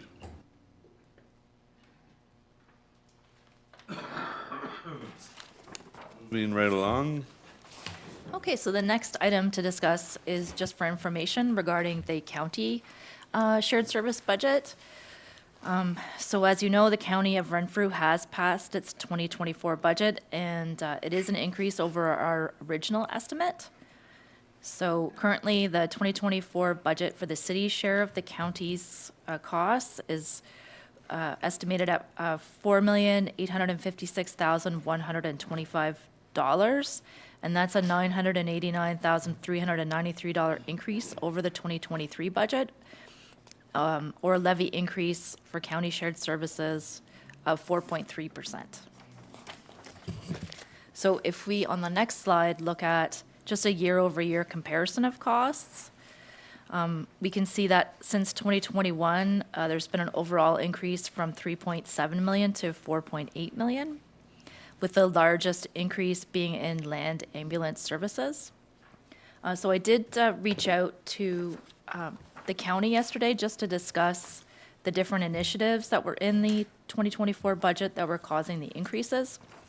So I understand from Ontario Works, they did receive a grant. So there is some one-time funding in their request for 2024 for the municipal portion of the grant. So it's a 50-50 split of a $280,000 project. And it's related to modernization, related to digitization, and I believe office closure enhancement technologies. The other, I guess, the big item is the land ambulance. So the increase in that is I guess, two primary reasons. So one is in last year's budget, they introduced a new 24-hour ambulance into their service mix. So the 2024 budget is seeing the full financial impact of that new 24-hour ambulance. And as well, there is a $2 million project related to homelessness, mental health, and addictions, which is driving the increase there as well. I did ask them if there was any specific funding for a warming shelter for homelessness in their 2024 budget, and I understand that this year's funding was just part of the pot of funding they already have related to a social housing program. So there's no, I guess, new funding related to that particular initiative in the 2024 budget. And I guess for housing, there is some cost increases there related to the addition of a housing coordinator, maintenance staff, and a capital coordinator. So certainly, so that's, I guess, a brief overview of what the different increases are related to. And of course, we can always ask the county to appear as a delegation, if we have further questions on that from council. Open to questions for the treasurer. I have Councillor Lafreniere and then Councillor Keel. So, I've sat on the Renfrew County Liaison Committee for many, many years, and we discuss just different issues that we have in common or shared services, that type of thing. What's always disturbed me, however, we do not have a vote on budget. We go to the meetings, we can listen to the information, we can give our input and learn about the programs they're providing, but we don't really even have a say when it comes to budget. So why I'm saying this now is it kind of disturbs me now that with all the focus on the warming center and going forward, that they haven't even included extra money in there, which I could understand if we're going to be paying a lot more because, maybe they're going to be putting a warming center in, which is really going to be self-serving to Pembroke, let's face it, because we are the hub again. But the fact that it isn't included kind of disturbs me because we have been meeting and partnering on it and they've been they understand it's a need. Ontario Works, pretty much it reduced their workload, and their hotel stays. So I guess I just don't know what other municipalities do when it comes to shared services agreement, if we have more of a say, because basically we should be on a weighted assessment when it comes to voting rights as well, and we're not. And I know we don't share all the services, the roads and that kind of thing, but there should be some kind of way that we would have more input into their decision-making at that final, at the table. So I don't know if I could make a recommendation going forward that we discuss this. I know we have a meeting next week, so maybe I didn't add it to the agenda, but maybe we certainly should add that to the agenda, is about representation and hearing our voice at that budget table. Councillor Keel and Councillor Jacquinot. Quite frankly, and I think we're talking about a larger Ontario municipal issue, but quite frankly, I think we should actually have a veto. We should have to negotiate and come to an agreement on those budget items that we are paying for. I don't think that's something we can implement between ourselves, but as far as the province is concerned, it's the province saying, well, we only want one social service provider. Well, that's nice, but then there should be some mechanism of a vote or weighted vote or something on those separate issues, so that when the one county, because I'm sure we're not the only ones in the province where we're a single tier inside of a county. I'm sure lots of counties have those. So perhaps that's something that maybe His Worship could bring up with Mr. Yakubuski, because there needs to be a fairness element, and there needs to be, the people of Pembroke should, basically, we're saying they don't have a say. It's frankly just undemocratic. I am, however, going to, on the back of what the treasurer was saying, I'm going to move a motion. I was going to say demand, but I'm going to walk it back a little bit, that we request the county come before us. If they say no, though, they'll see what my next motion is. We have a seconder for that motion, Councillor Purcell. Any discussion? Councillor Purcell? And then, yes, sorry, Councillor Giacono. Excuse me, just following the rules of process here. The reason we don't have a vote at the county is because we are a separate city. We're separated. There are other units across the province. Having sat on the Eastern Ontario Mayor's Caucus, which I happen to chair, there are other units that are faced with the same dilemma. Looking for weighted assessment can only happen if you're a member of the county. Otherwise, the agreement was made by Angus Campbell, withdrawing himself and the city of Pembroke from their particular venue. We're contributing to county expenses, and I think the mayor at the day said, we're paying way too much money. So we'll pull out and we'll look after ourselves. So this is what we're faced with now. Whether the county would want us back there or not is another question. We've had negotiations with them in the past. I think it's been brought forward under various mayors to rejoin the county, and I think the actual comment from them was no. So having a veto process means that you have to be part of an organization to have a veto. We're not really part of that organization, so that kind of puts us in a limbo, purgatory situation. We have to pay, but we have no say. But I'm sure the county would be more than happy to come and explain, how the process works. But until we are a member of the county, I don't know how you're going to change that. So, Councillor Purcell, you were going to second Councillor Keel's motion, and then you're going to speak? Go ahead, please. Thank you, Chair. Yeah, like a 30.4% increase from over 2023 is a huge increase for county shared services. I know that one of the initiatives that we talked about in terms of the health committee was additional supports, paramedic supports, mental health supports, and addiction treatment services that are available. Now, there was a substance use and addictions application that was put into Health Canada for $2.5 million worth of funding for the particular initiative that was just implemented. So I'm just kind of wondering, and that'd be a kind of a question that I have for the county is in terms of if we're successful in terms of getting this grant, how is that going to be, reimbursed, or how does that work with we're already paying for the services up front? So we won't know until I think it's June or July if we're successful with the application to Health Canada. And again, that's for paramedic services, addiction treatment services, and counseling services that are available remotely to individuals that are, typically homeless, require, additional supports and those kinds of things.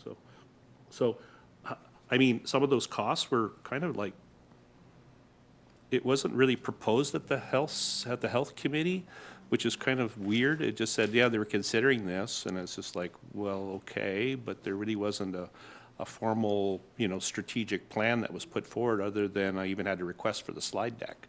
So, I mean, I was quite surprised when I read that it was already implemented, or is being implemented, and it was approved by the county without having, good negotiations at the health committee. So I think I'll take that back to the health committee in regards to, feedback. And then wondering what exactly is going to happen with the, if we're successful and there was this application of $2.5 million. Thank you. Councillor Frenier? Just really briefly, this shared services agreement, does it have an end date? And I'm not sure that anyone has that answer right now, but I know, like, with Laurentian Valley, with our agreements with them, we do have dates and we have ways of opening it up for discussion. So again, I have a meeting next week, so I guess I should be just asking the CAO maybe to follow up with me on that. Yeah. Not right now, but okay. Yeah. Thank you very much. Councillor Keel? So just to be clear to Councillor Giacono's point, I am not suggesting in any way that we rejoin the county. In fact, at the moment, I would be rather opposed to that. The fact that we control most of our own city ourselves without having to go cap in hand to other municipalities and try and trade votes and get things done for us, So I'm certainly not suggesting that we join them. It's just there needs to be, in this shared services reality, there needs to be more democracy for the people of Pembroke, and there needs to be some form of better input. I only feel even worse about it with Councillor Purcell's comments just a second ago that we were barely even consulted on things. So I'm certainly, I don't want any reporters reporting that Councillor Keel's in favor of joining the county. The opposite, as a matter of fact, but on these specific shared services, you know, we don't need to have a say on their roads or any number of other things, but on these specific shared services, we should have more of an actual say, and there should be more of a discussion and budget discussions with us. So just, if I could speak from the chair, I am aware that some municipalities have more weighted vote than others at the county council level, Petawawa, Renfrew, Arnprior, when they want to make decisions on a vote. And I agree with everything that's been said. You know, 30.4%, that's a drastic increase. And so we don't have a vote because of the structure, but maybe we can become part of the process better and have better input and say. Motion on the floor to have the county appear at the delegation, Could you repeat what the motion is, Mr. Chair? to have the county Renfrew do a delegation to the city of Pembroke to talk about the budget, present the budget. Is that correct? Yeah, thank you. Those in favor? Carried. Okay, so final slide in this section of the presentation. I know I have received some requests about how costs are shared between the county and the city. So this is a summary of each category and how the share is calculated. So Ontario Works is based on 80% caseload, of which Pembroke is currently 30% of their caseload. 20% is based on weighted assessment. Childcare is based on weighted assessment. Ambulance is based on population. Housing is based on weighted assessment. Homes for the aged is based on their census that they take on December 31st of each year, with the stipulation that a resident has to have lived in Pembroke for 2 years prior to entry into the long-term care. So that addresses any person coming from the hospital into long-term care. And provincial offenses is based on population. Okay, so asset management and capital funding. So this was discussed a bit as well at our public meeting, but since Q3 2020, the building construction index has increased by 37.1%. At the beginning, or after day 2, no additional funding for capital was included. So comparing this to inflation, our contribution to capital projects was lagging behind inflation by $726,952. And what this means long-term is that we will not be able to do the level of capital projects that we have done in the past unless we look at trying to close that funding gap. And we know that the amount of capital projects we've funded in the past has not really addressed the problems that we're foreseeing in the future with buildings. We have, dedicated a significant amount of funding to roads and a small amount to buildings. And as we saw with the arenas and other buildings, we are expecting to require a significant amount of capital to address and maintain our aging facilities. So with this version of the budget, we have increased capital by $156,000 for the pool. So this new gap is now $570,000. So we're definitely taking steps in the right direction. And so the graph on the right-hand side is a reflection of, there's still, a fairly significant gap, but at least we are taking steps to try to start bridging that issue. And as we saw with our buildings, I have provided some information on that, but as we look at each building condition assessment, there is a significant amount of work that needs to be done in the coming, 10, 20 years. So how does this kind of fit in with our asset management timeline? So we will, in conjunction with Jennifer Belair, our financial planning analyst, going to be bringing more information forward throughout this year and next year related to the development of our asset management plan. But certainly under OREG 58817, This city is required to set desired levels of service and develop a financial plan to support our assets. So that's our roads, our buildings and our infrastructure by July 1st, 2025. So we have already completed an asset management plan for core assets, which basically discusses or identifies the state of our current infrastructure, the current levels of service that we have been able to provide, as well as some life cycle costs and the impacts of growth.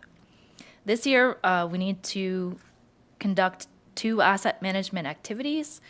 This year is the year for our 5-year policy review of our strategic asset management policy, so that will be coming forward to council in 2024.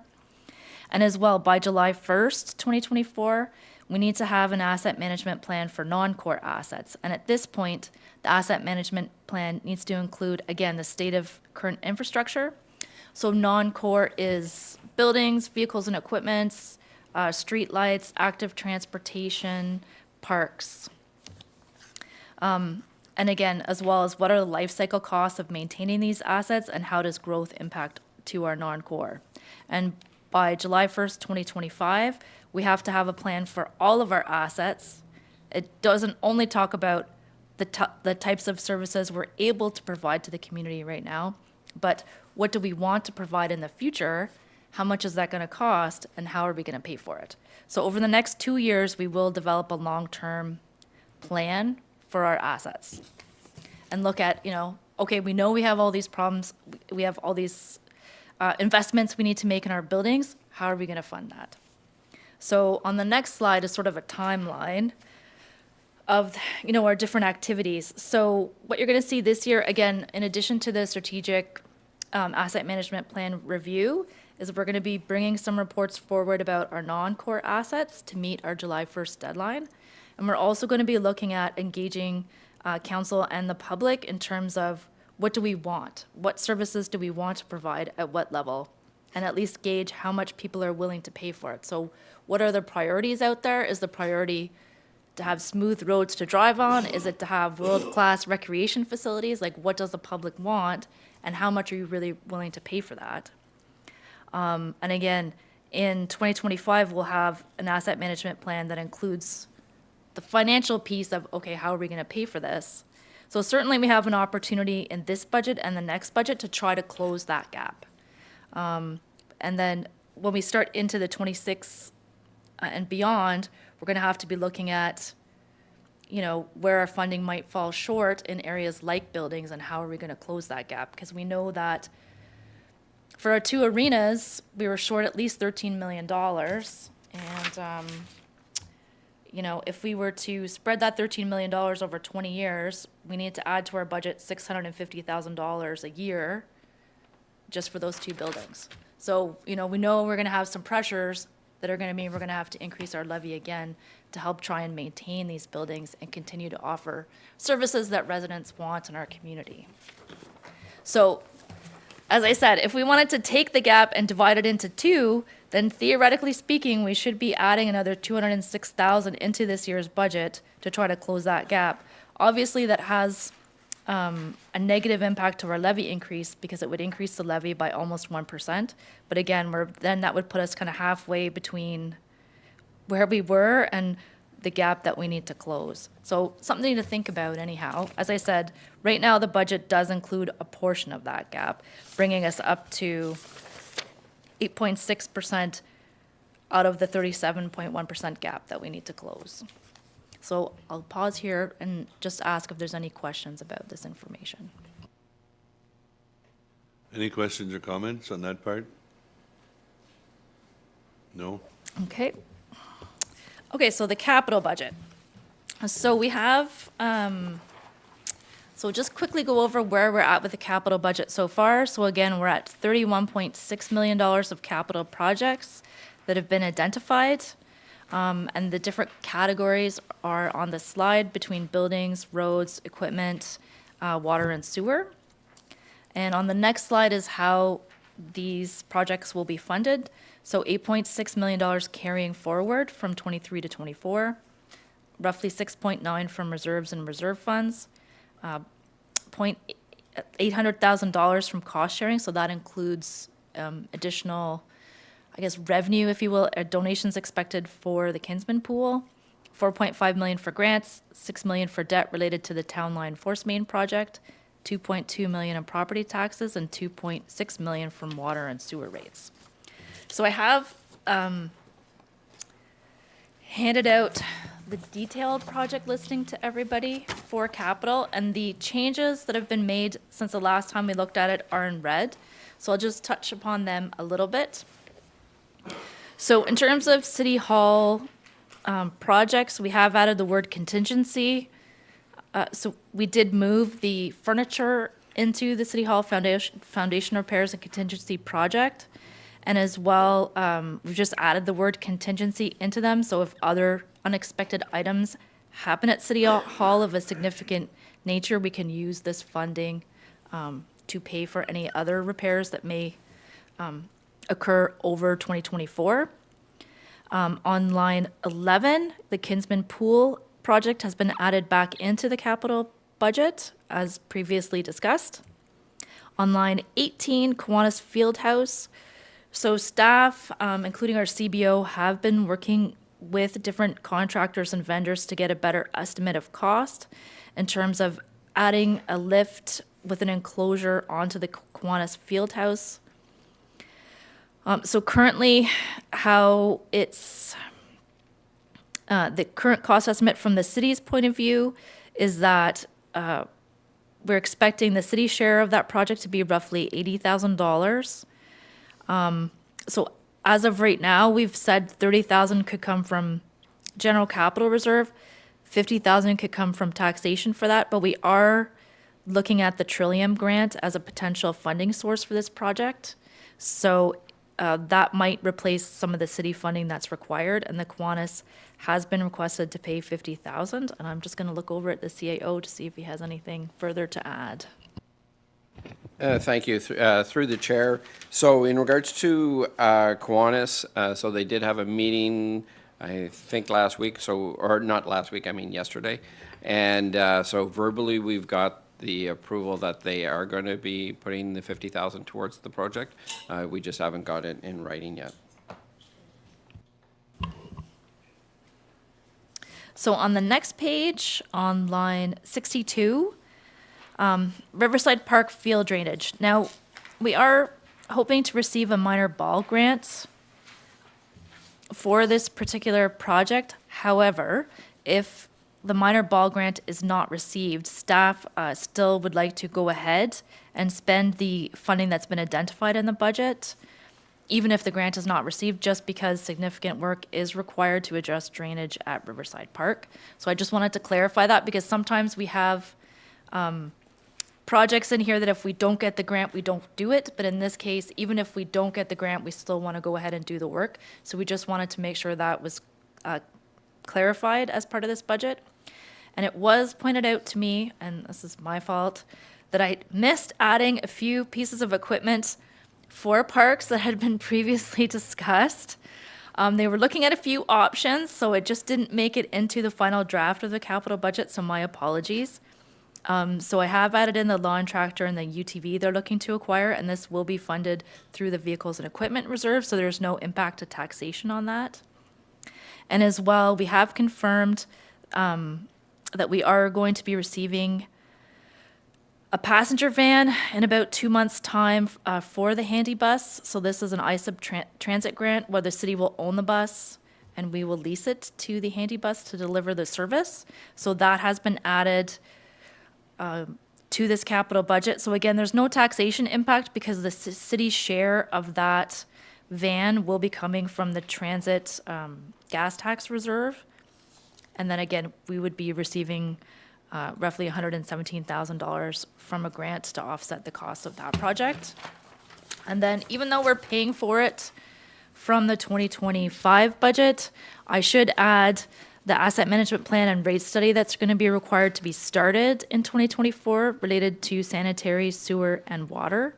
So again, there's no taxation impact to that, but I have added that as a project just for transparency. So is there any questions related to those changes? Councillor Fenier? Just your last comment there, I missed that. What is going to be put forward to the 2025 budget? So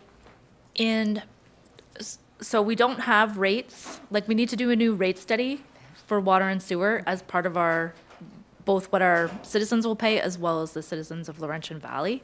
So we'll need to hire a consultant to do that study in 2024, but it was agreed to with Laurentian Valley that the cost of that study would come from the 2025 budget and this next rate study, essentially. So I know historically, we never used to pre-approve anything for the next year's budget.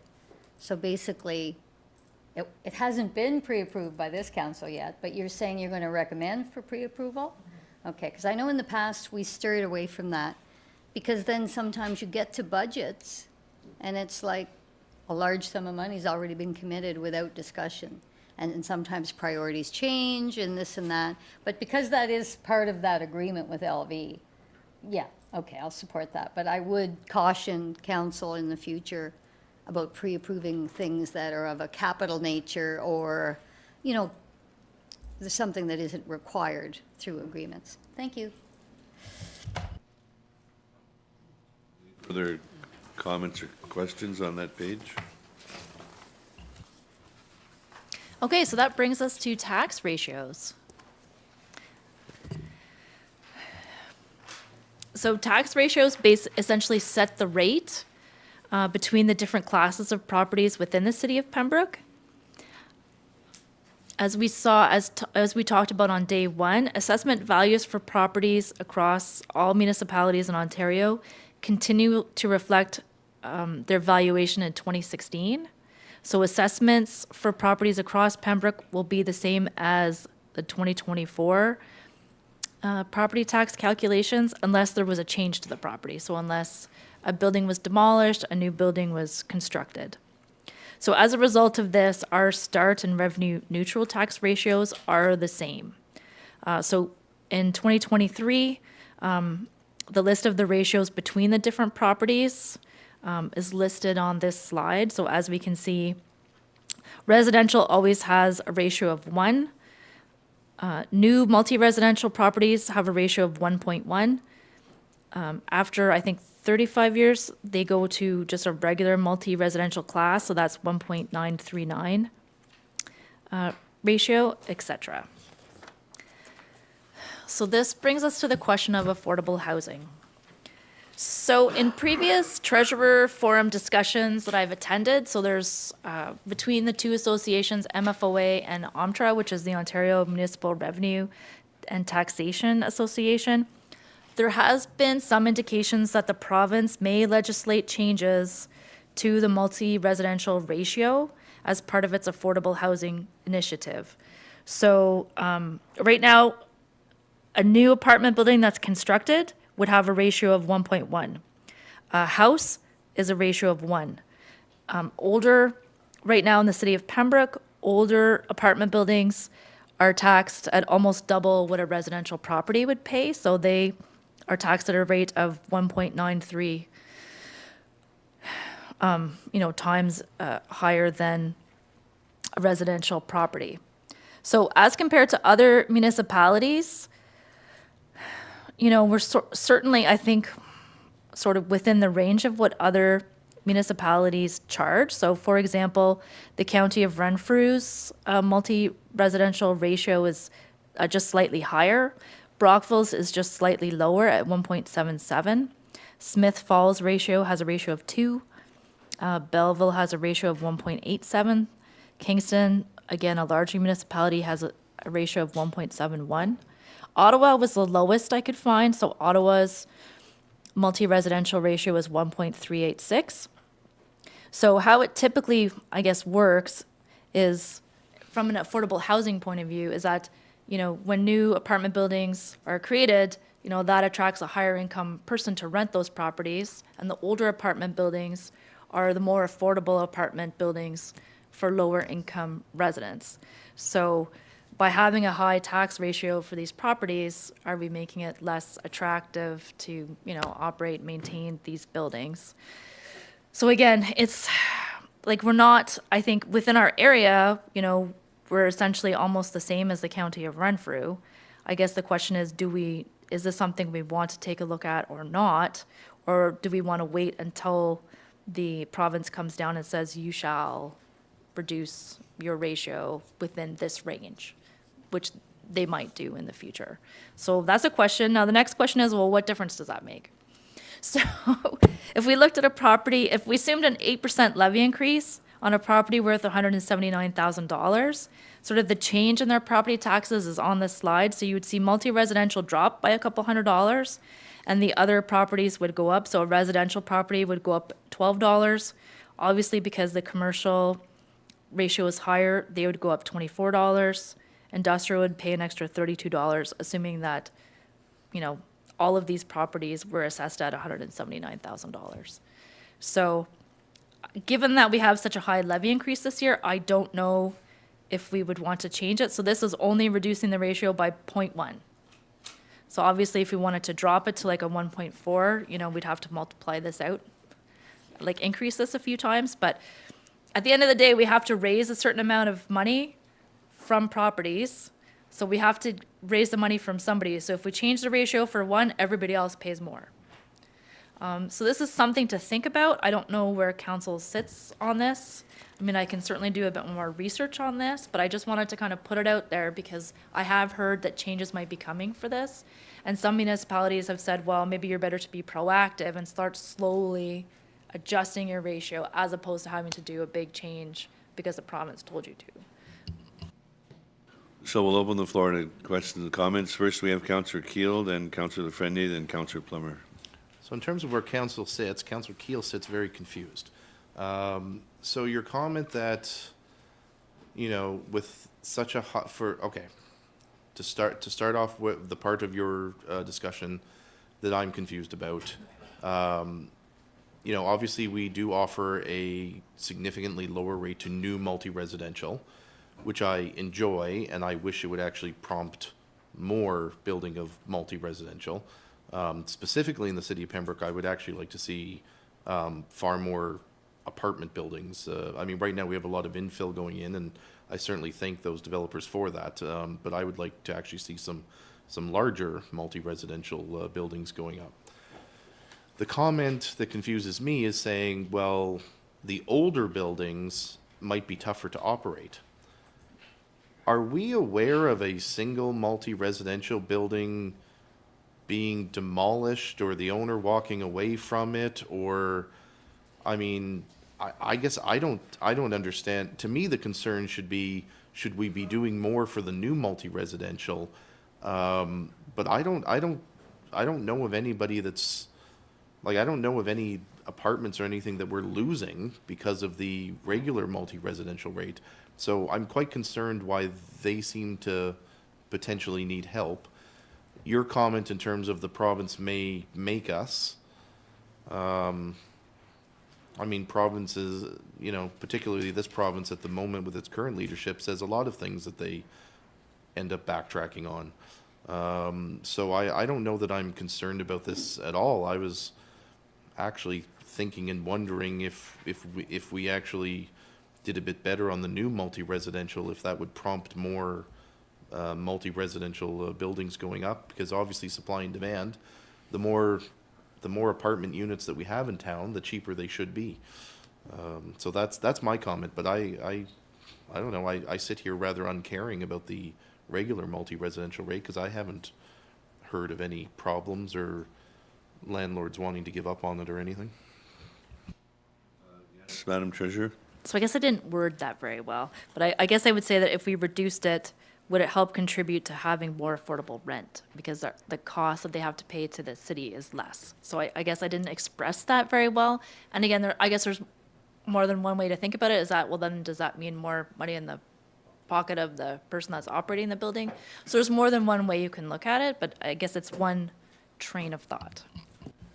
Supplementary, and then we'll have Councillor Friendly, then Councillor Plummer. So based on the new information, my belief is always when the government gives a tax break that the owners pocket it. I don't, I'm not one for trickle-down economics, and I think time and time again, that's proven to not be the case. So I I suppose I wouldn't accept that version of it either. Councillor Lafreniere?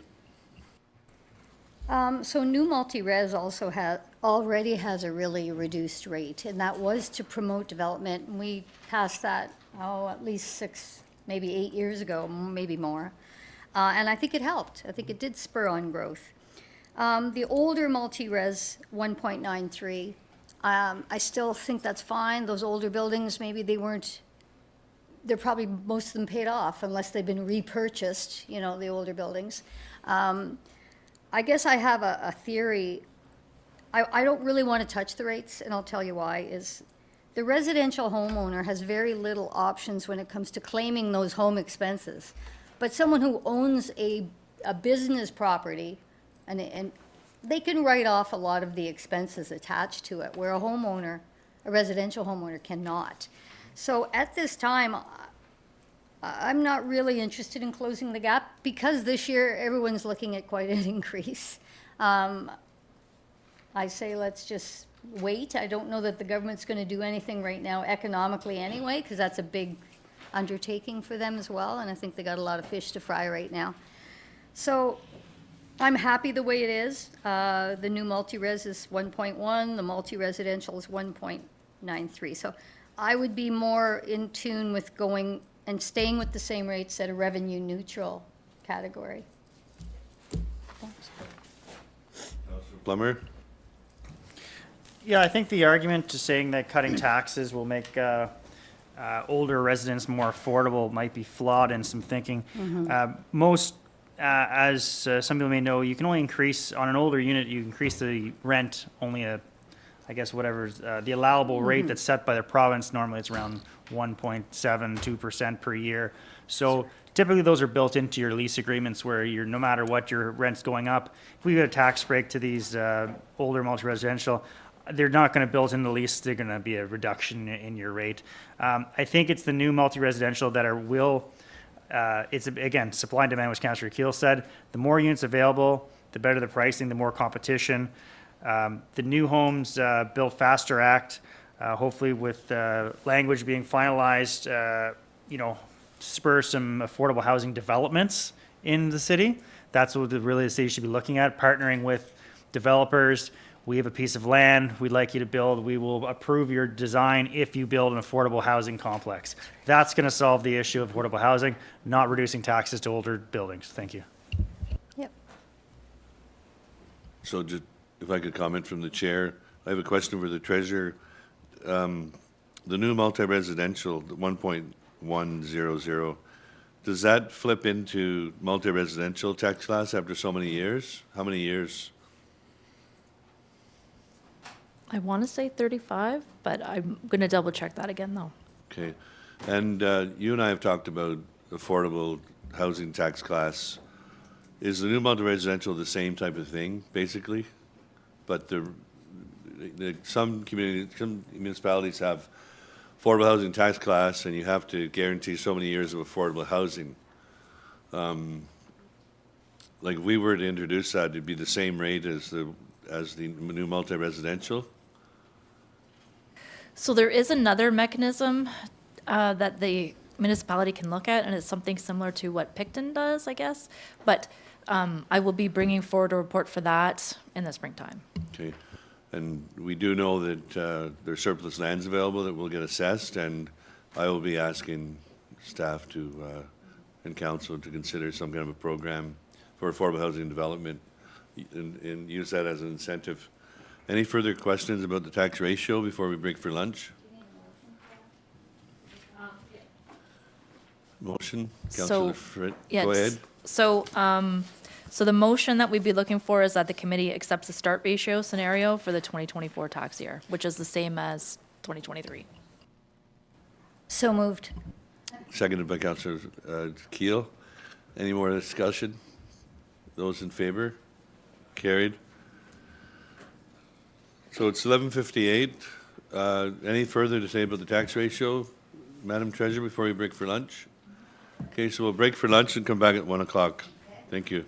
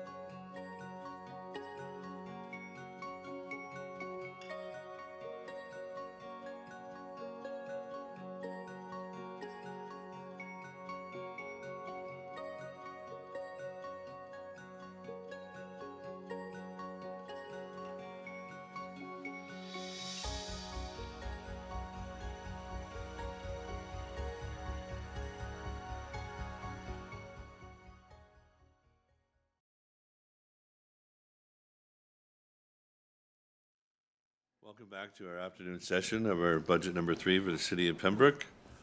And we'll continue where we left off with our treasurer.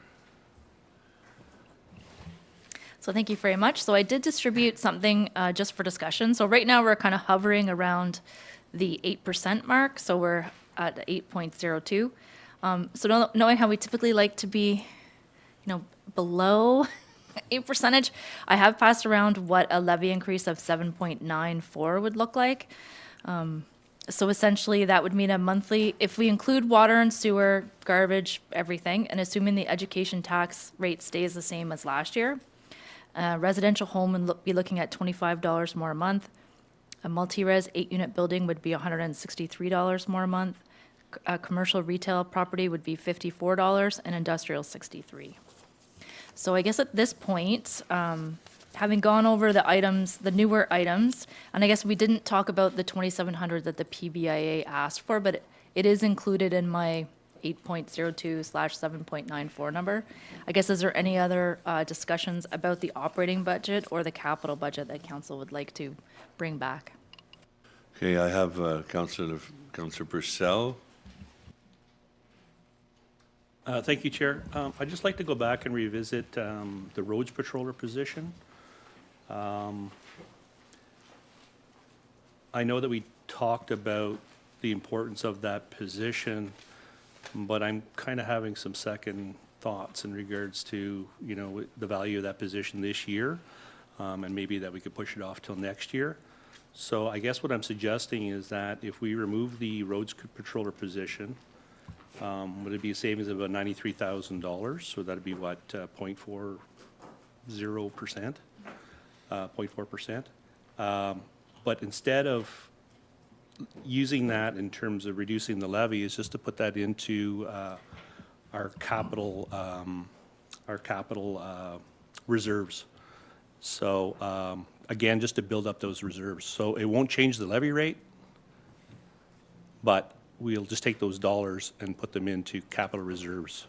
Again, to grow those reserves, because I know that the treasurer has some concerns in regards to not building those up quickly enough, and then going back and looking at, pushing that position off until next year. So the motion on the floor would be to remove the roads patroller cost associated with $93,000. And take those dollars and put them into the capital levy, the capital. Did you say reserves. 93,000? It's $93,000. We have a seconder for that motion. Councillor Frenier. Motion on the floor, speakers. Did you want to speak to it, Councillor Frenier? Okay, could I have the Mayor Gervais and then Councillor Jacquinot? Thank you, Mr. Chair. I'd like to hear from the Director of Operations. I know that we've talked about this a few times, but I'd prefer to hear from the Director of Operations on the importance of the position. Through you, Mr. Chair. So we have talked about this position a number of times previously, and I'm not going to go through the report that was provided at the last one, but I will hit on some key points if I can. So we're calling this a roads patroller position, but keep in mind it's also going to be a health and safety position as well, to ensure health and safety on our construction sites, not just the City of Pembroke staffed construction sites, but also our contractor construction sites. And I think I hit that point last time we spoke of it with the Sudbury decision and the fact that the City of Sudbury has been in litigations related to health and safety by a contracted firm, and they are still being held liable. So this position would also be doing the health and safety. I talked briefly last time, this position would also be ensuring our AODA compliance with required inspections of our traffic signals and those locations. We have AODA compliance issues. And also compliance with our municipal consent policy. We've got utility companies that work within our road allowance on a regular basis. We don't have a staffing complement to ensure that when they're done their work, that they're leaving the site in a safe manner. There has been some issues noted before on Bell Street where a utility company has done some work and left the site and it wasn't necessarily the safest condition. So this position would also be looking after that. With all that said, and I'll try to be as brief as possible, Mr. Chair, but I do have some information I was looking at. The Ontario Traffic Manual, which is another document that the Operations Department uses on a regular basis regarding traffic control and road safety, promotes uniformity of treatment, and as such should be inspections. So if we are trying to ensure that we've got uniformity of treatments, we should also have uniformity of inspections. Presently, our inspections are done by numerous different members of the operations department and not necessarily consistently, and that would be the goal, to ensure our risk management and risk mitigation, and I said that last time. The object is road, so in the Ontario Traffic Manual it states the object is safe road user behavior achieved by a predictable roadway environment through the consistent and appropriate application of traffic control devices. That's the Ontario Traffic Manual. But the point I'm trying to make there is predictable roadway environment, consistent approach. We need a consistent approach with our road patrol so that we can ensure that we're doing what needs to be done to make sure that the risk to the corporation is reduced as much as possible. Ontario Regulation 23902, which is the minimum maintenance standards, requires roads patrol. I'm sure everyone's looked at various different contracts and regulations and stuff in the past, so I won't go through the priority and precedence that they put when they write one of those. Generally, they start with definitions at the top, then go into a purpose, and then immediately thereafter is the most important part of the regulation. In the case of the minimum maintenance standards, definitions are at the start. The purpose immediately comes thereafter. The purpose of this regulation is to clarify the scope of the statutory defense available to a municipality under Clause 44 of the Act by establishing maintenance standards which are non-prescriptive as to the methods or materials to be used in complying with the standards, but instead describe a desired outcome. Immediately thereafter is patrolling. And it goes into a long section of what patrolling is required, the minimum standards that are required for patrolling. At present, we have a bit of a broken system where our patrols are not consistent. They're not done by one person. Our documentation is lacking in some senses.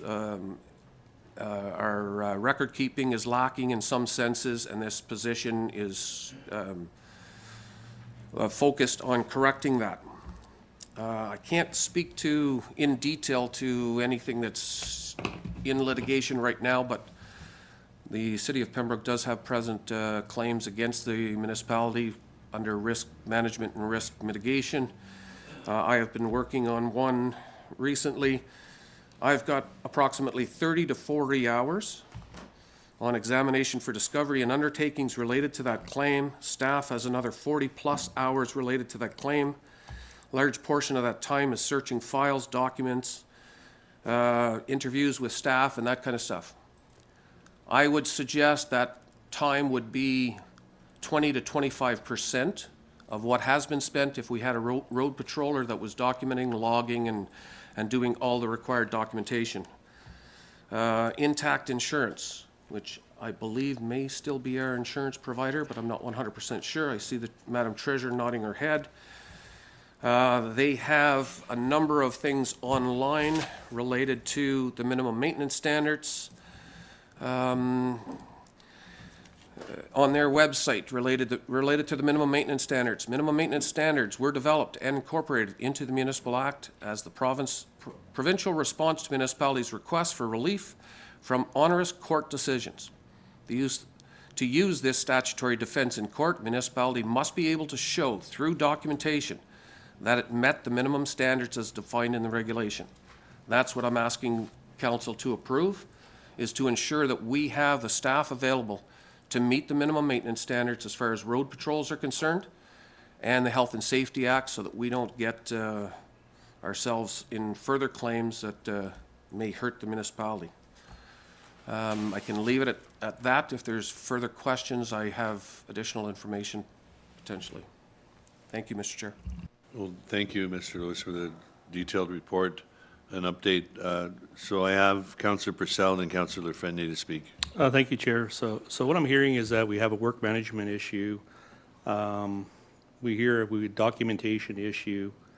You know, I think that they could be solved through, the consistent approach could be solved through SOPs, documenting in terms of the patrols that are already existing through supervision and other individuals. I guess if this position was created, what would be the backfill for the activities that are currently spent patrolling? Because I know that some of these activities are actually occurring as we speak, in terms of road patrols and some of the AOTA checks and those kinds of things, because I know I went out with some of the individuals to perform some of those activities. Again, I think, you know, are we creating a position because of some work management and document issues instead of really addressing the issues in terms of like, okay, how do we make it easier for people to perform their work, document so that we have the due diligence when we do have issues that come up. But I'm just not convinced now that a position of that nature would be warranted. And I know there's risks in everything we do. You know, we even kept the pool open for 18 years with recommendations from an engineer saying that was going to fall down at any time due to snow load. I mean, there's risks in everything we do. So, I mean, what's different between that and this decision? I think, you know, I think we have supervision staff that are there to make sure that these things happen. And, I mean, if we have to look at the workload, then I look at the workload, but also look at the work management pieces. So I'll let Mr. Lewis respond before Councillor Lafreniere speaks. Thank you, Mr. Chair. Presently, patrols in the operations department are being done by the supervisor of roads and fleet, by the sub-foreman or sub-person, sub-foreperson of the operations department, the roads and fleet section. The AODA compliance inspection is being done by the manager of operations, who is also the capital works supervisor. And we also have patrols being conducted by operations staff, if I could say a truck driver, as he's driving from the office to his task location. None of those positions, as they're doing their regular duties, have the opportunity to do a full inspection of the 27 items that are listed in the minimum maintenance standards. So we're not getting consistent reports, we're not getting consistent documentation, we're not getting those things. As well, the roads and fleet supervisor is also the one that reviews almost each and every complaint by a resident, whether it be drainage in the ditch or culvert that needs work, the various other calls and issues and complaints and requests for service. So if the supervisor is doing road patrol and adhering to an SOP to ensure that we're getting the proper documentation, then those other duties are going to fall off to the side. They're not going to get done. We just don't have the staffing complement to do it. As well, the Sudbury decision and whether or not we have somebody presently, we do not have a health and safety rep out on those job sites. Whether they're contractor job sites or our own, it's the responsibility of the supervisor and the sub-foreperson to ensure on our own job sites. And we're hoping that the consultants and the contractors are adhering to their own health and safety issues, but we understand by the Sudbury decision that that does not remove liability from the municipality. We have a broken system, and with the increases in workloads, the increases in ratepayers' requests, regulatory requirements, and the ongoing changes to minimum maintenance standards, we just can't keep up. The minimum maintenance standards have changed. I think I mentioned it last time. A sidewalk patrol is no longer just a sidewalk. It's now the outside edges, including property side, as the sidewalk is being inspected. The duties of patrol and inspection have increased significantly, and we just can't continue to do it properly with the existing staff we have now. Thank you, Mr. Chair. Mr. Lewis, Councillor Lafreniere, then we have Councillor Jagno speak, So then I get- Councillor Keel. I guess my question would be in regards to the ripple effect of having someone dedicated to this. So, if we hire this individual, there's going to be an increase in the awareness of what needs to be fixed to bring it up to proper standards. There's also going to be maybe an increase in the assignment of repair. So I'm wondering, do we have the manpower? So now you've got someone dedicated to that. I would imagine that the work orders are going to increase because you've got somebody looking at them all the time. Do we have the manpower to keep up with that new scale of recommendations that are going to come from this position for repair? So you know what I'm saying? So you've hired somebody now, that's their job. They're going to come back and say, okay, I'm just pulling a number out of I found 20 inconsistencies, they need to be addressed right away. Do we have the manpower to try to fix them? Because if not, is that really helping us? Because maybe we're just going to start stockpiling a list. Number one, maybe we don't have the money in the budget, we don't have the staff. So I'm asking that question, and I hope I was understood in what I'm asking. So, if I could ask through the chair. Through the chair, so I understand what you're saying, and it would look like there would be a ripple effect, but there's a couple things to understand. One, asset management efficiencies in the work that we complete is one of the things that comes out of road patrols. It's an extra that we get out of road patrols. It's not just about risk and risk mitigation and risk management, but we also get those other things. So to help with asset management and the Treasury Department's asset management plan, we would get a road patroller that's going to be able to see the defects and put them on the list. If it was a defect that is an immediate hazard, there's a manhole cover off, that would be immediately addressed under work order. It needs to be done right away. There are prescribed timeframes to correct deficiencies in the minimum maintenance standards if it doesn't meet the minimum maintenance standards. With that being said, not all of them are tomorrow, the next day. The courts have upheld defense by municipalities that something was noted. The road has some rough areas. It has a dip. It has some sightline issues. A plan is developed. Funds are being put into the budget for future years to deal with those situations. It is upheld as a defense in those cases because the municipality, and everybody understands budget constraints, including the courts, they understand that we're not going to be able to get at everything right away. But it also gives us the opportunity to increase efficiencies, to work the asset management plan because we've got eyes on all of those things, all of our assets on a consistent and regular basis. So I hope that answers your question. Supplementary, Councillor Frenier. Yeah, no, thank you very much for that, Brian.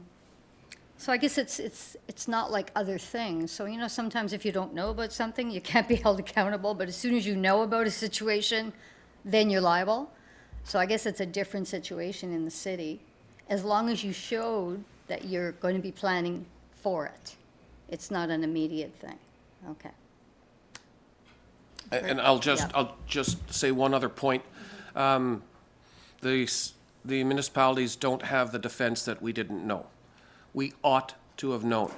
And we ought to have known because it's required under the regulations of the minimum maintenance standards that we do patrols. So we ought to have known. And then we have ways of protecting those users. We can put orange paint down on a trip ledge on a sidewalk or something like that. We don't have to fix it right away, but we've notified those users that there's a hazard here in front. So there are other ways to deal with those to ensure that our risk is managed and mitigated. Thank you, Mr. Chair. Thank you, Mr. Lewis. Councillor Jagano. Thank you, Mr. Chair. Through you to Mr. Lewis. I don't know if you remember, Mr. Lewis, a few years ago, two sisters were tragically injured in rural southern Ontario, and the municipality was found with not providing the minimum road standards, and there were a multi-million-dollar lawsuit which is awarded by the courts. I don't know if you remember that one or not. So I believe by having this position, we'll perhaps be avoiding that situation. And I mean, you can't be everywhere, as Councillor Fournier said, But by having that person there, you're showing the court, whoever is coming against you, that you did provide some due diligence to provide safety, as opposed to having no one there and providing no safety. So, I mean, we have a couple of legal individuals around the table. I'm sure they would have an opinion on that. So under the minimum road standards safety, we do have an obligation to the public. And as we're seeing more and more, lawsuit cases coming forward, how do you put that salary into perspective of you may have tentatively, maybe would never happen, but all it would take was one instance where it did happen and the municipality would be, on the hook for millions of dollars. I know from a personal standpoint, there was some road work being done in the west end of Pembroke. It was a rainy night, it was a Friday, and the work crew left. They left. And I wasn't aware that there was an 8-inch drop from one section of the roadway to the other. And I did call somebody in operations at that time to complain about it, but they just left. There were no markers, there was no bump ahead, slow down, nothing. And I mean, if there had been a child or somebody in a vehicle, gone through the windshield, or thank God I've got this hard skull, it didn't affect me that much.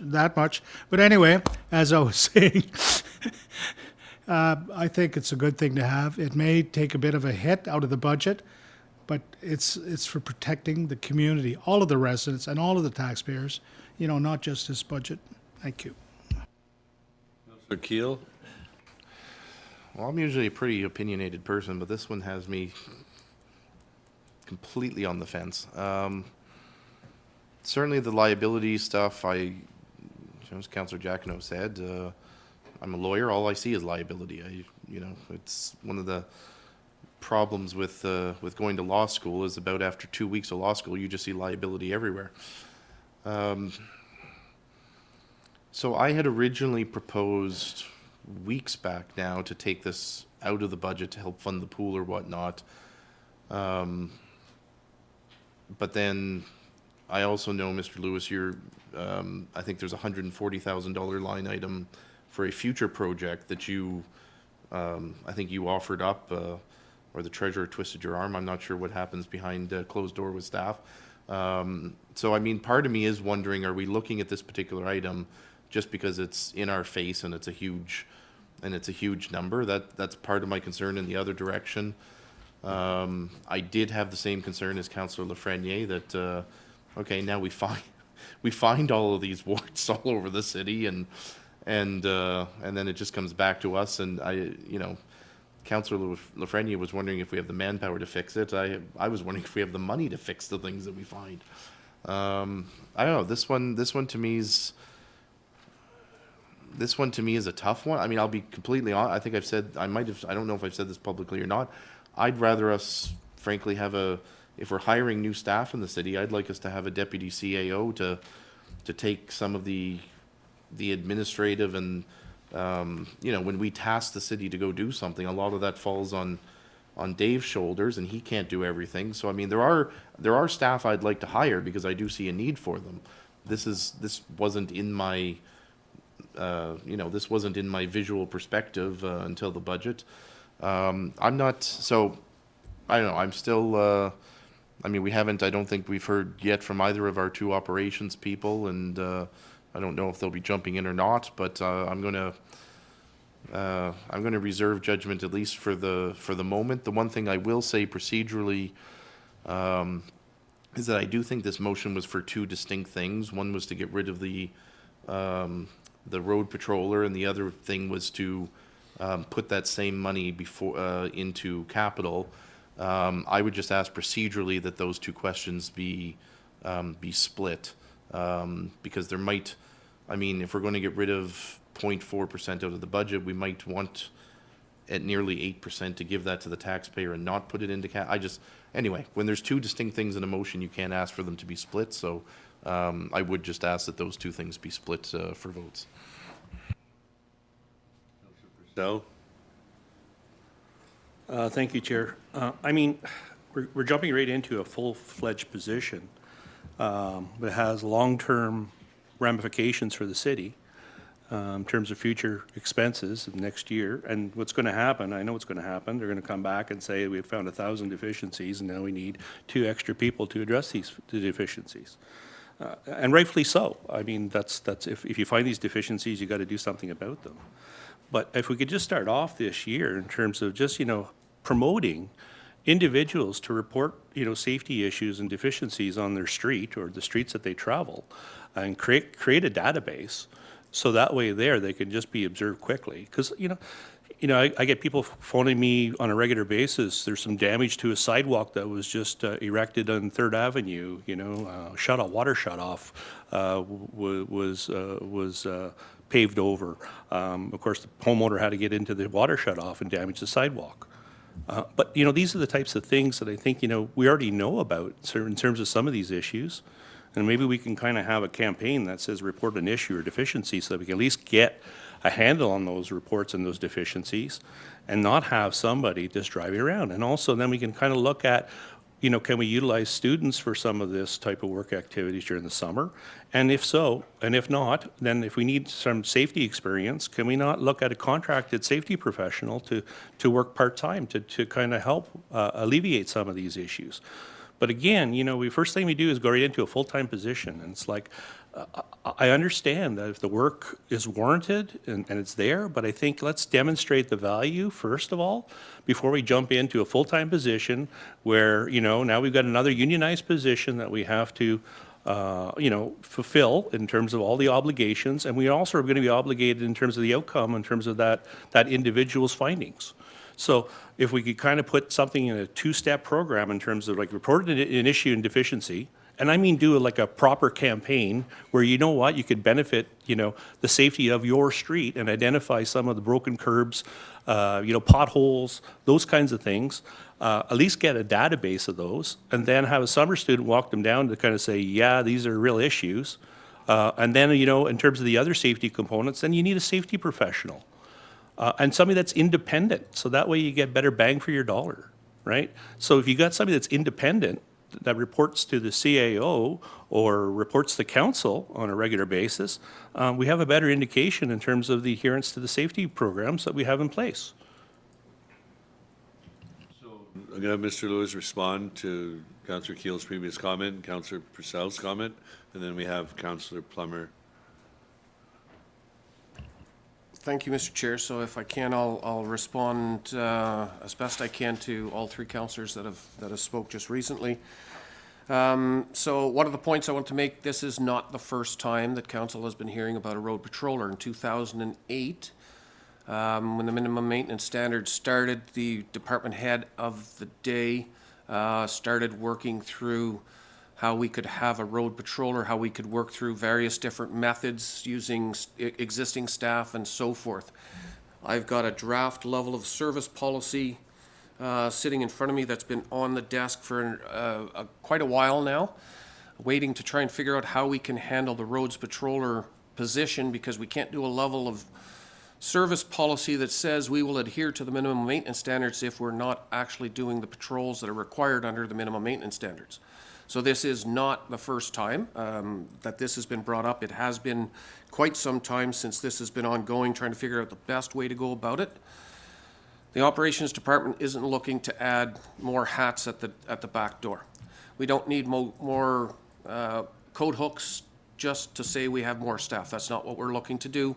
We're looking to provide the service that the ratepayers and the residents are asking us for, and to protect the corporation from risk and mitigate those risks the best we possibly can. I can tell you that a closed case, claim against the city, the initial claim was $200,000. It was settled at $7,500, in and around the $7,500 mark, due to the documentation, the information that we had available to be able to present in that case. I presented that in an examination for discovery, and a settlement was dealt with that way, only because we had the information. In that particular case, the information was a little easier to deal with based on the incident that we were referring to, and some of the technology that we're using in our equipment and so forth. But the point being, a major savings due to adhering to the minimum maintenance standards. Staff are doing checks. Our manager of operations has just recently put in place a check form in all vehicles that every operator uses when they're driving down the road. If they see something, they can complete that form and hand it in, so those deficiencies are being seen. So those type of efficiencies are being done. Staff have always been asked to watch things, but you need to understand they're moving from one location to another location to complete a task. They're not out there looking for 27 different items that the minimum maintenance standards are asking us to look for and requiring us to look at all the time. Class 3 roads, majority of our roads in the city of Pembroke are Class 3 roads. Every 7 days, a patrol must happen on those roads for all 27 items on the list. Some of those items are winter control, some of those items are done daily by the sub-foreman and the supervisor, but routine patrolling as required by the minimum maintenance standards have to be done on all our Class 3 roads every 7 days. We do not have staff driving down every road to do a task every 7 days. And we all know that. There's not a task on every single road every 7 days.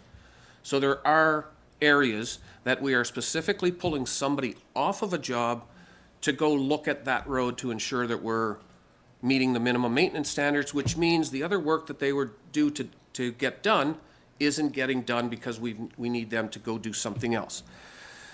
Students are not trained. When we're in litigation on a claim, when we're defending a claim, one of the big things is the training. One of the first things that we're asked for is provide me your resume, your job description, and your qualifications so that we can say, yes, you're qualified to give the information that you're giving. And the staff that you're relying on that has done the work, we want their qualifications to show that they were qualified to do the work you asked them to do. A student starting in May and ending in September isn't going to have those qualifications or that training. It would take days just to get them to understand what the minimum maintenance standards mean and to read the document and understand it. And I wasn't going to mention this, but I will mention this because I know there's two lawyers in the room, but I did some research last evening thinking that this topic may come up. I've been doing research all morning while I've been sitting here on the topic as well, and I found several websites in Ontario and in Canada of legal firms that are promoting claims against municipalities and actually giving direction on how to facilitate those claims. We need more than ever to protect the corporation, protect our ratepayers. We're not just protecting the corporation. Risk is risk, and I totally understand we have risk in everything that we do. But we also need to protect our road users. We need to protect our ratepayers. We need to be out there finding those deficiencies and dealing with those deficiencies before somebody gets hurt. And we need to do better at that.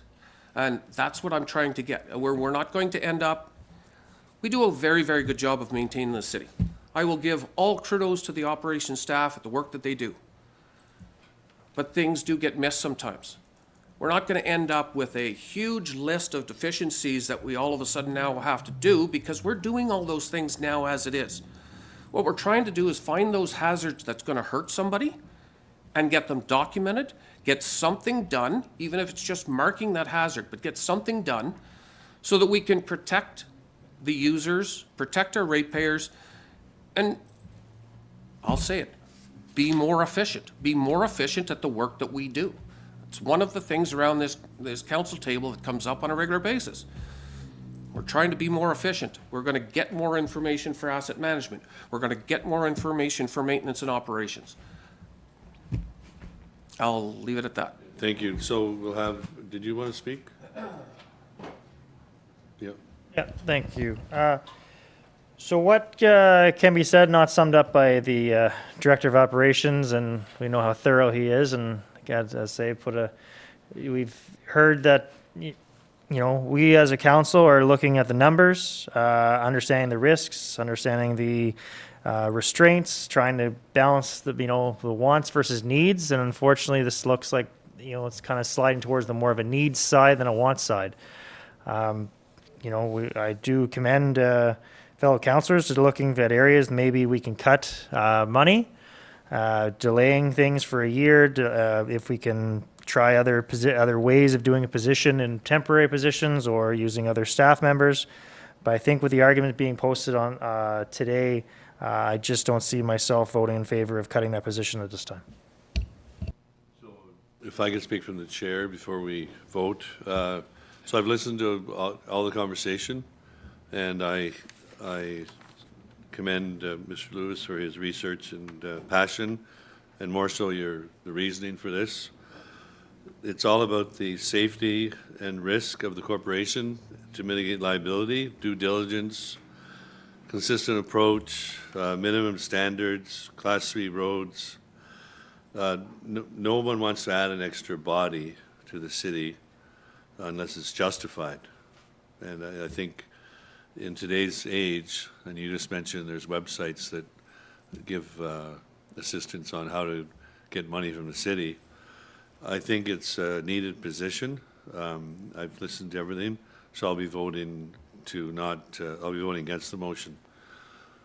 So motion on the floor to transfer 93,000 from the roads patroller position to general capital reserve. Those in favor?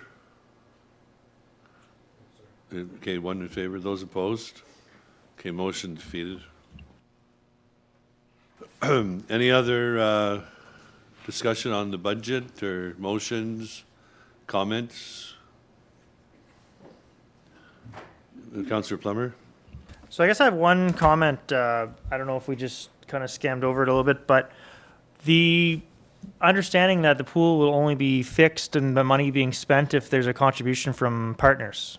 So I guess we don't really have any definite answers on that at the moment. To the treasurer, what would be the deadline, or do we have any timelines about understanding when that would be, I guess, a final decision? Or because we're looking at some substantial cost increases just to fund the pool, but if we end up not getting contribution from partners, I hope that we've all been clear at this table saying that we're not going to be funding the entire pool repair on our own. This is a group activity. So any comments from the treasurer?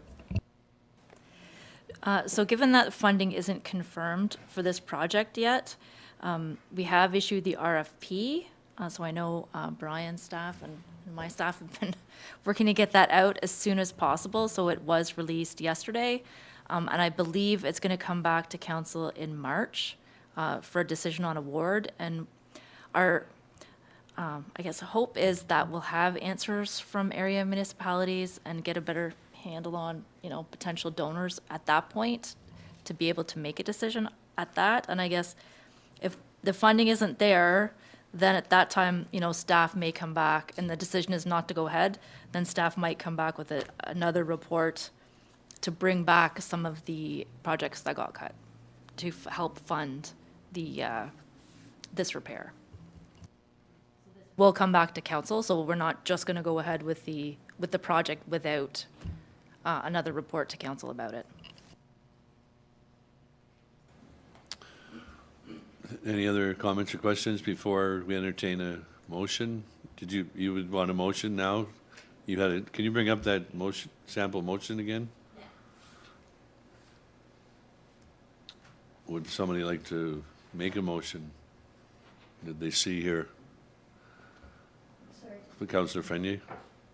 So right now, we're sitting at 8.02, thereabout. Yes, so if you want, we can, I can look at it to make it 7.94. So I can tweak it a little bit if that's what we want, because I think that's what we did last year, so. Yeah, I know, things we did in past, maybe we should park. To go back and go back and go back, it's, okay, that's all I want to know. It's basically 8% now, so. So, yes, this is what I wanted to talk about. Going forward, it was briefly discussed sort of in between there at coffee break. When we're reporting this, we should give everyone the facts about what percentage of this increase is attributed to shared services and what is for city core services. Because I really think that's an education piece for our residents, not just thinking we're gouging them so we can pump up our staff and, you know, things like that. Like that, some of it is compulsory and we have no decision. So that's all I wanted to say. Thank you.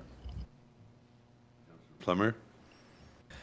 Can we get a, I guess after I made the motion for the aquatic reserve amount, can we get an updated what's still left in that amount?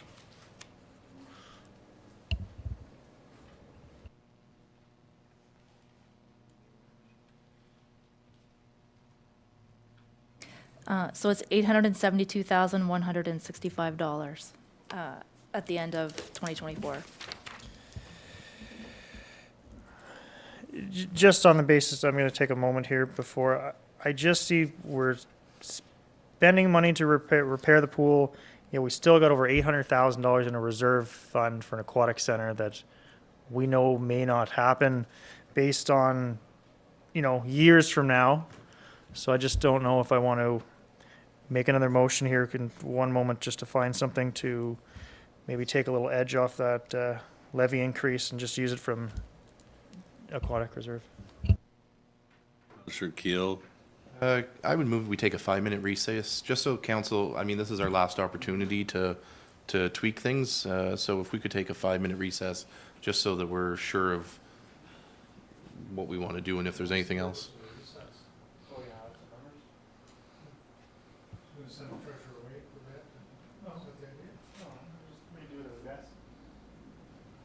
Just to take a moment, Councillor Giacono, we are looking at an 8% increase to tax levy, so I thought it was just important to, So we're still in open session, is what you're saying? yeah, we're still in open Okay, session, just take a moment just to go over any last minute stuff, changes before we make the final vote.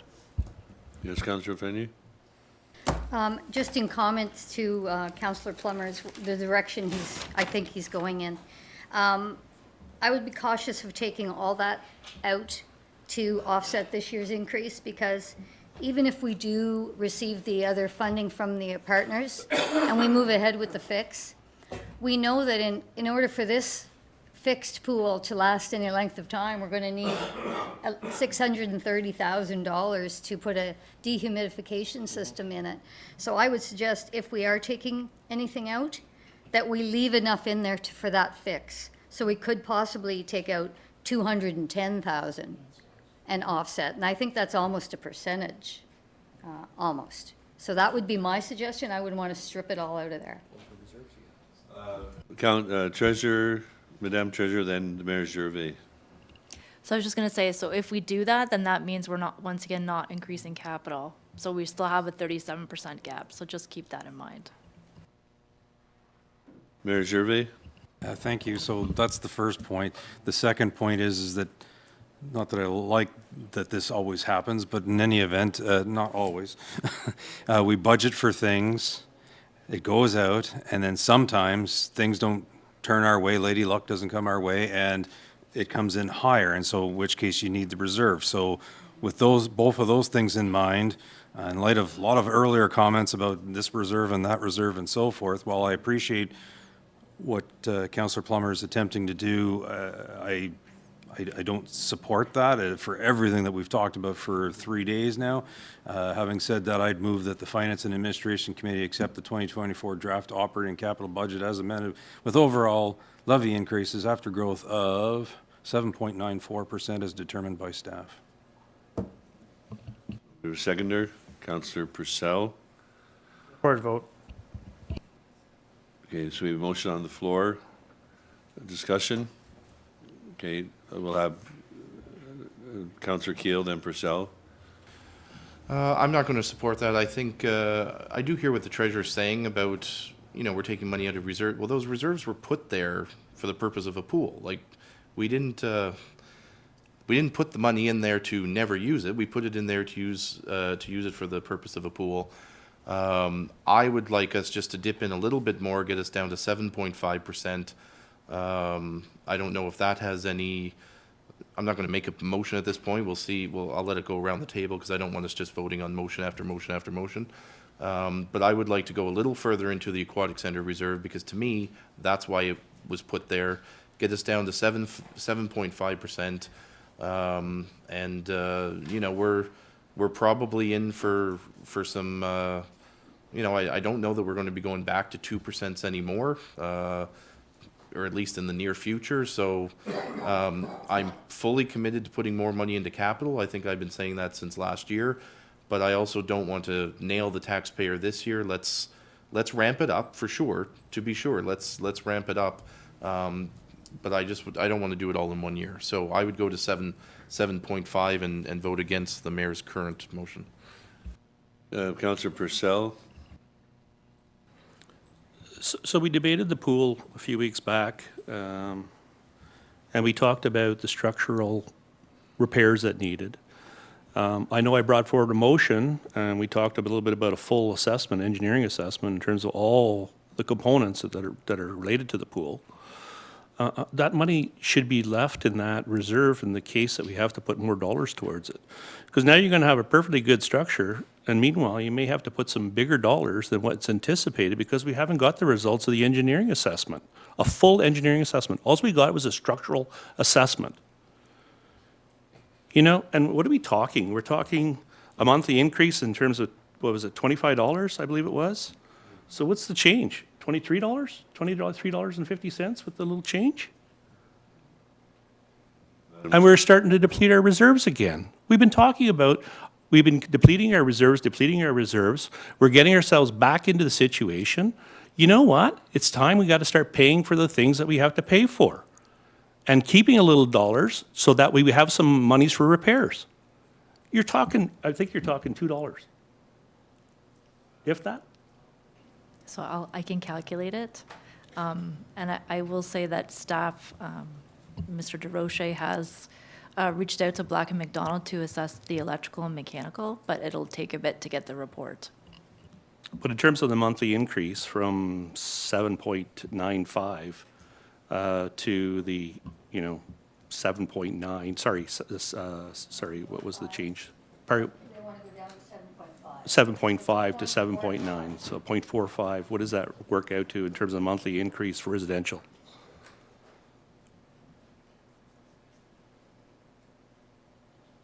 I just need 1 minute. Councillor, Like, it's already a significant increase, so you're trying to put lipstick on a pig. I don't know what it is. It's like, we saved you money, and we'll do it right at the last minute, just to kind of say, hey, look, I came forward and I got a motion, nobody accepted it. Come on.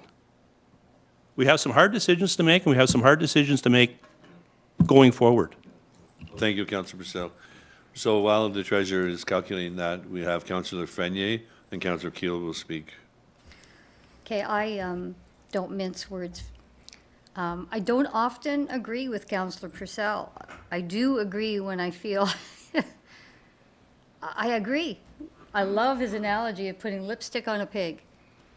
We've spent how many days talking about kicking the can down the road, not doing what we need to do, and now we're gonna take money out that we know we're gonna have to spend on that pool. We've committed to the pool. If we fix it, and then we don't put more money into it for the humidification, as I mentioned, see, we're just bouncing numbers around and we're playing that political, let's stay under a certain amount game, when it's going to hurt us in the long run again.